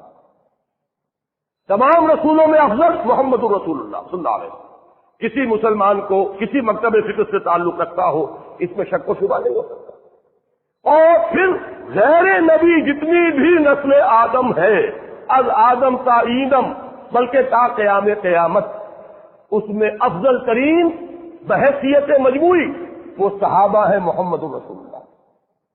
ان صحابہ میں چوٹی پر ہیں یہ 4 افراد، ان میں ہمارے نزدیک ترتیب فضیلت ترتیب خلافت کے ساتھ ہے۔ افضل حضرت ابوبکر، نمبر 2 حضرت عمر، نمبر 3 حضرت عثمان، نمبر 4 حضرت علی۔ لیکن گویا کہ بقیہ تمام صحابہ سے تو افضل ہم مانتے ہیں حضرت علی کو۔ اب اگر کوئی شخص حضرت علی کی سیرت کو داغدار کر دے، آپ سوچئے تو نتیجہ کہاں گیا؟ بقیہ تمام صحابہ سے تو افضل ہے سب کے نزدیک، اگر ایکسیپشن ہوتی ہے اہل سنت کے نزدیک تو 3 ہی فرد رہ گئے نا، حضرت ابوبکر، حضرت عمر، حضرت عثمان۔ بقیہ تمام صحابہ سے، تمام صلحاء امت سے، تمام اولیاء اللہ سے، تمام ائمہ دین سے، تمام محدثین سے، تمام فقہاء سے افضل ترین کون ہے؟ حضرت علی۔ لہذا زبان کو بہت سوچ سمجھ کر کھولنا چاہیے۔ یہاں جو ہے اس جناب میں کوئی گستاخی، وہ در حقیقت اپنے ایمان کو خطرے میں ڈالنے کے مترادف ہے، اور جو لوگ بھی یہ کوئی کرتے ہیں جرأت یا ہمت، میں بار بار یہ کہہ رہا ہوں کہ میرے نزدیک وہ اہل سنت کے زمرے سے خارج ہے۔ ایک بات آپ اچھی طرح سمجھ لیجیے البتہ، اور وہ یہ ہے کہ صحابہ کرام کی 3 نسلیں ذہن میں رکھیے۔ عام طور پر ہمارے ہاں 2 الفاظ استعمال ہوتے ہیں، کبار صحابہ، صغار صحابہ۔ کبار صحابہ بڑی عمر کے صحابہ، صغار صحابہ چھوٹی عمر کے، حضرت حسن، حضرت حسین، یہ حضور کی زندگی میں 5 سال 7 سال ہی عمریں تھی۔ حضرت عبداللہ ابن زبیر 8 سال 9 سال، یہ نسل ہے، انہیں ہم کہتے ہیں صغار صحابہ۔ صحابی تو ہے، حضور کی گود میں پلے ہیں، حضور کے شانہ مبارک پر بیٹھے ہیں، حضور کی حیات طیبہ میں ہے، موجود ہیں، صحبت سے فیض یاب ہوئے، صحابی تو ہے، لیکن یہ کہ صغار صحابہ کے بارے صحابہ۔ میں ذرا آج بات کو واضح کرنے کے لیے ایک درمیانی نسل کی طرف بھی اشارہ کر رہا ہوں کہ 3 نسلوں میں سمجھیے۔ صحابہ کرام کی ایک نسل وہ ہے جو حضور صلی اللہ علیہ وسلم کے تقریباً ہم عمر ہے، 5 سال ادھر یا 5 سال ادھر، 10 سال 12 سال 13 سال، کتنا فرق ہوتا ہے، دوستوں میں بھی ہوتا ہے، احباب میں بھی ہوتا ہے، ساتھیوں میں بھی ہوتا ہے۔ ایک نسل وہ ہے۔ ایک نسل وہ ہے کہ جو اس سے نیچے ہے، جس کا کہ حضور سے عمر کا فرق جو ہے 30 سال 35 سال کا۔ ایک تیسری عمر وہ ہے، تیسری نسل وہ ہے جس کا عمر کے اعتبار سے حضور سے فصل جو ہے وہ 52 سال 55 سال کا۔ نوٹ کر رہے ہیں آپ میری بات کو؟ 3 نسلیں ہو گئی کہ نہیں؟ عام طور پر ایک نسل بھی آج کل سمجھی جاتی ہے، 20 برس جو ہے اس کے اندر نسل بیتتی ہے۔ آپ اگر اپنی 4 پیڑھیاں گنیں گے تو وہ تقریباً 80 یا 100 برس کے اندر 4 پیڑھیاں جو ہے 4 نسلیں گزر جاتی ہیں۔ یہی ذرا تصور رکھیے۔ اب ان 3 نسلوں میں سے نوٹ کیجئے گا، حضرت ابو بکر، حضرت عمر، حضرت حمزہ، حضرت عثمان، حضرت طلحہ، حضرت زبیر، حضرت عبد الرحمن ابن عوف، یہ کون ہیں؟ یہ اس پہلی نسل کے۔ حضرت ابو بکر 2.5 سال چھوٹے، حضرت عثمان 4 سال چھوٹے، حضرت عمر 13 سال چھوٹے، حضرت حمزہ بالکل ہم عمر۔ بعض صحابہ حضور سے عمر میں زیادہ بھی تھے، حضرت عثمان ابن مظعون رضی اللہ تعالی حضور سے عمر میں کچھ بڑے بھی۔ یہ ہے حضور کے تقریباً 7 کے لوگ، ان کو کہیں گے اعوان و انصار، ان کو کہیں گے ساتھی، ان کو کہیں گے دوست۔ اگلی نسل جو ہے وہ کون سی ہے؟ جو 30-40 سال کا فرق رکھتی ہے۔ حضرت علی کا تعلق اس نسل سے، حضرت علی حضور سے 30 برس چھوٹے ہیں۔ وہ نسل جو ہے اس میں کون ہے؟ حضرت علی ہے، حضرت فاطمہ ہے، حضرت عائشہ ہے، حضرت مصعب بن عمیر ہے، حضرت خباب بن الارت ہے۔ یہ وہ نسل ہے، یہ وہ نسل ہے کہ جو حضور کے زمانے میں جو مکی دور ہے اس میں یہ نوجوان تھے، بلکہ ابھی کہنا چاہیے کہ ابھی نوجوانی کی بھی ابتدائی اسٹیجز میں تھے۔ یہ وہ لوگ ہیں، یہی وجہ ہے کہ ان کا کوئی کارنامہ آپ کو مکی دور میں کیسے نظر آئے گا؟ مکی دور میں حضرت علی کی شجاعت کا تو مظاہرہ کیسے ہوگا؟ وہاں تو مظاہرہ ہوا تو حضرت عمر اور حضرت حمزہ کا ہوا۔ حضرت علی تو اول وہ سے حضور کے ساتھ تھے، لیکن یہ کہ مسلمان بہرحال جو بھی اس معاشرے کے اندر حال تھا مسلمانوں کا وہ آپ کو معلوم ہے، اس لیے کہ حضرت علی کی عمر کیا تھی؟ 12 برس جب ایمان لائے ہیں حضور پر۔ ویسے تو یہ کہ ایمان لانے کا کیا ہے، وہ تو حضور کی گود میں تو پل رہے ہیں، وہی تو پرورش پا رہے ہیں۔ آپ کو معلوم ہونا چاہیے کہ حضور ہی کے گھر میں رہتے تھے حضرت علی، حضور کے زیر کفالت تھے، لہذا ایک اعتبار سے تو بلند ترین شرف ہو گیا کہ ابتدا سے جس شخصیت کی تربیت میں پہلے دن سے جس کو عمل دخل حاصل ہے محمد الرسول اللہ کو، وہ تو حضرت علی رضی اللہ تعالیٰ عنہ۔ یہ اپنی جگہ ایک مقام ہے، ایک فضیلت ہے جو حاصل ہو گیا، لیکن یہ ہے کہ حضرت عمر کا معاملہ، حضرت حمزہ کا معاملہ، حضرت عبد الرحمن ابن عوف کا معاملہ، یہ وہ لوگ ہیں کہ جو در حقیقت عمر کے اعتبار سے اس وقت حضور صلی اللہ علیہ وسلم کے عمر کے آس پاس تھے، وہ تھے اعوان و انصار، وہ تھے اس وقت کے مددگار۔ حضرت علی گھر کے فرد ہیں، اس اعتبار سے جہاں تک تربیت کا معاملہ ہے، وہ تو میں ایک لفظ استعمال کر رہا ہوں، اب نوٹ کیجئے گا، یہ غلام احمد پرویز نے استعمال کیا، لیکن کیا ہے حضرت عمر کے بارے میں۔ میرے نزدیک یہ غلط استعمال کیا حضرت عمر کے بارے میں۔ میرے نزدیک اس لفظ کا مصداق کامل حضرت علی ہے۔ وہ لفظ کیا ہے؟ شاہکار رسالت۔ شاہکار رسالت اگر ہے تو حضرت علی، اس لیے کہ جس کی تربیت میں اول روز سے محمد الرسول اللہ صلی اللہ علیہ وسلم کا حصہ ہے، جو حضور کی گود میں پلا بڑھا ہے۔ جب حضور پر وحی کا آغاز ہوا تو 10 سال کی عمر ہے، اور جب حضور کو تبلیغ کا حکم ہوا، یہ فرق رکھیے گا ذہن میں، 3 سال کا فرق ہے۔ عام طور پر خیال یہ ہے پہلی وحی آئی ہے اس وقت سے لے کر، اور جب کہ سورہ مدثر کی آیات نازل ہوئی جن میں تبلیغ کا حکم ہے، عام خیال یہ کہ 3 برس کا فرق ہے۔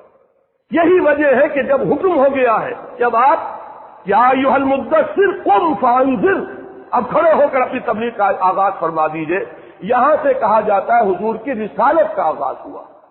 اور جب پہلی آیات اتری تھی اقرأ بسم ربک الذی خلق، وہاں سے یہ کہا جاتا ہے کہ حضور کی نبوت کا ظہور ہوا۔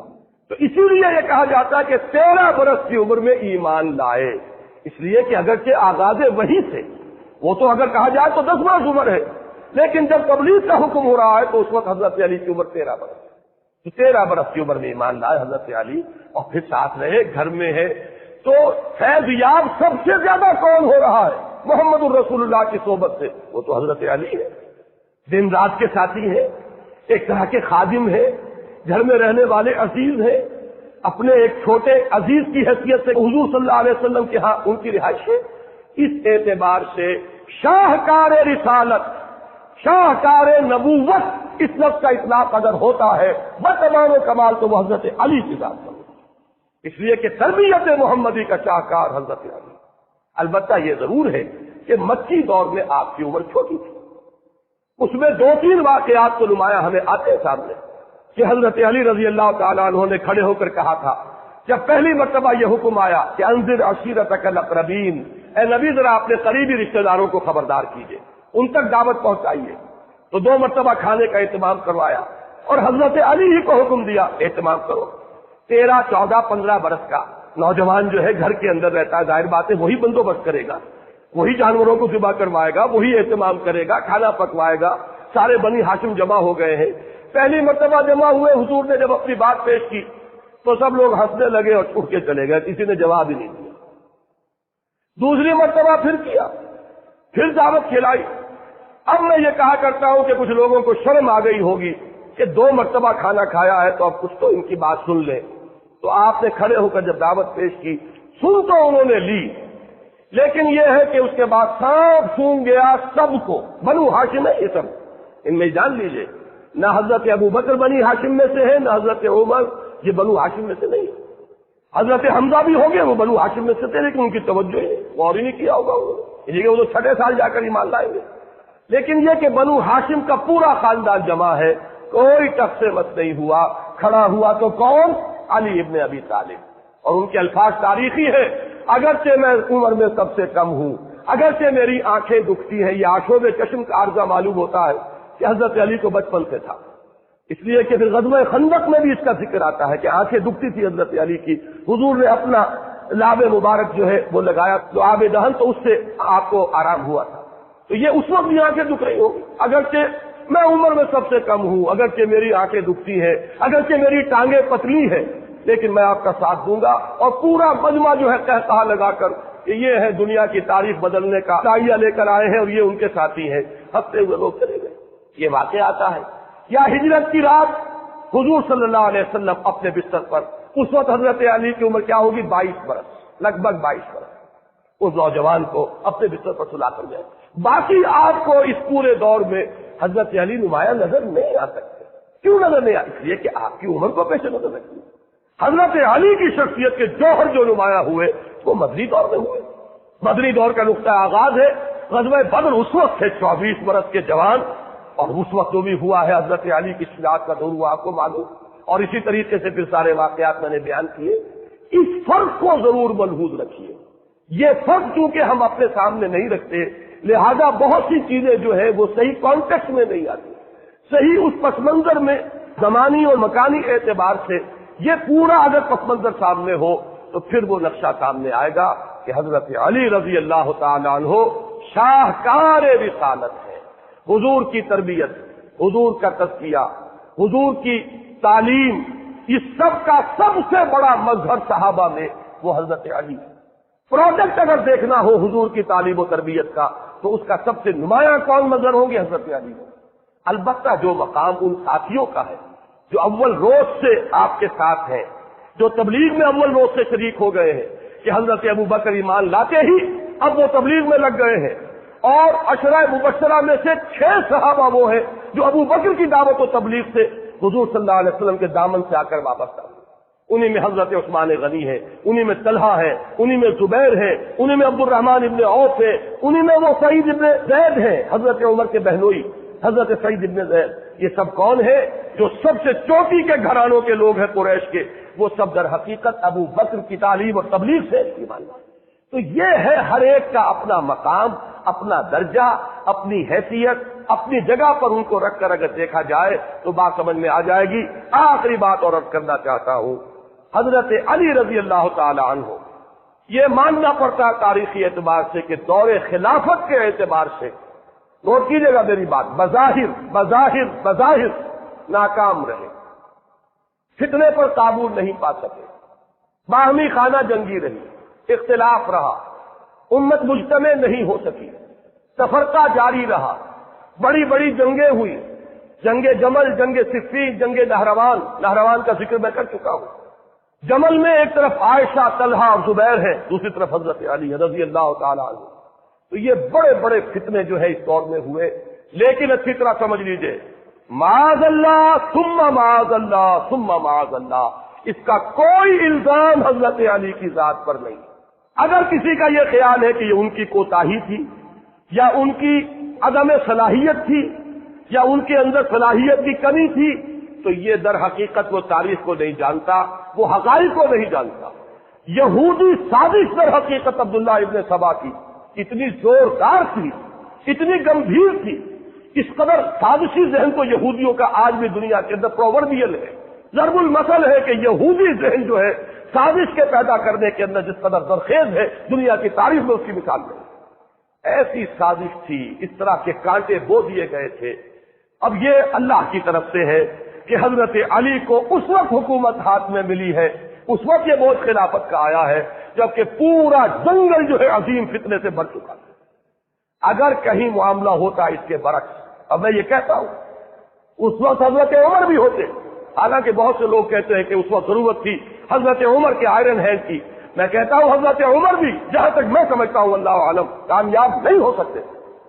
اور اگر کہیں حضرت علی کو خلافت پہلے مل گئی ہوتی تو جو ان کی شخصیت کا ظہور ہوتا وہ بہت مختلف ہوتا اس سے کہ جو اس وقت ہوا ہے, جبکہ فتنے میں پورے عالم اسلام کو اپنی گرفت میں لے لیا. یہ چند باتیں تھی جو میں عرض کرنا چاہتا تھا. اگر میری زبان سے کوئی لفظ غلط نکل گیا ہو, میں اللہ تعالیٰ سے بھی معافی چاہتا ہوں اور دعا کرتا ہوں کہ وہ اسے آپ کے حافظے سے بھی محض کر دے. لیکن میں یہ چاہتا ہوں کہ اہل سنت کے ہاں جو مقام ہے حضرت علی رضی اللہ تعالیٰ عنہ کا, اس کو آپ پوری طرح اچھی طرح سمجھ لیں. ہماری فضا میں بہت گند ہے, طرح طرح کے غبار ہیں, طرح طرح کے لوگوں نے شوشے چھوڑے ہوئے ہیں. ان کو ہٹا کر اس پورے گرد و غبار کو صاف کر کے یہ جو حضور کے اہم ترین ساتھی ہیں, امت کے جو چوٹی کے افراد ہیں, ان کے بارے میں صحیح صورتحال جو ہے وہ ہمارے ذہنوں میں ہونی چاہیے. اقول قولی ھذا واستغفر اللہ لی ولکم ولسائر المسلمین والمسلمات.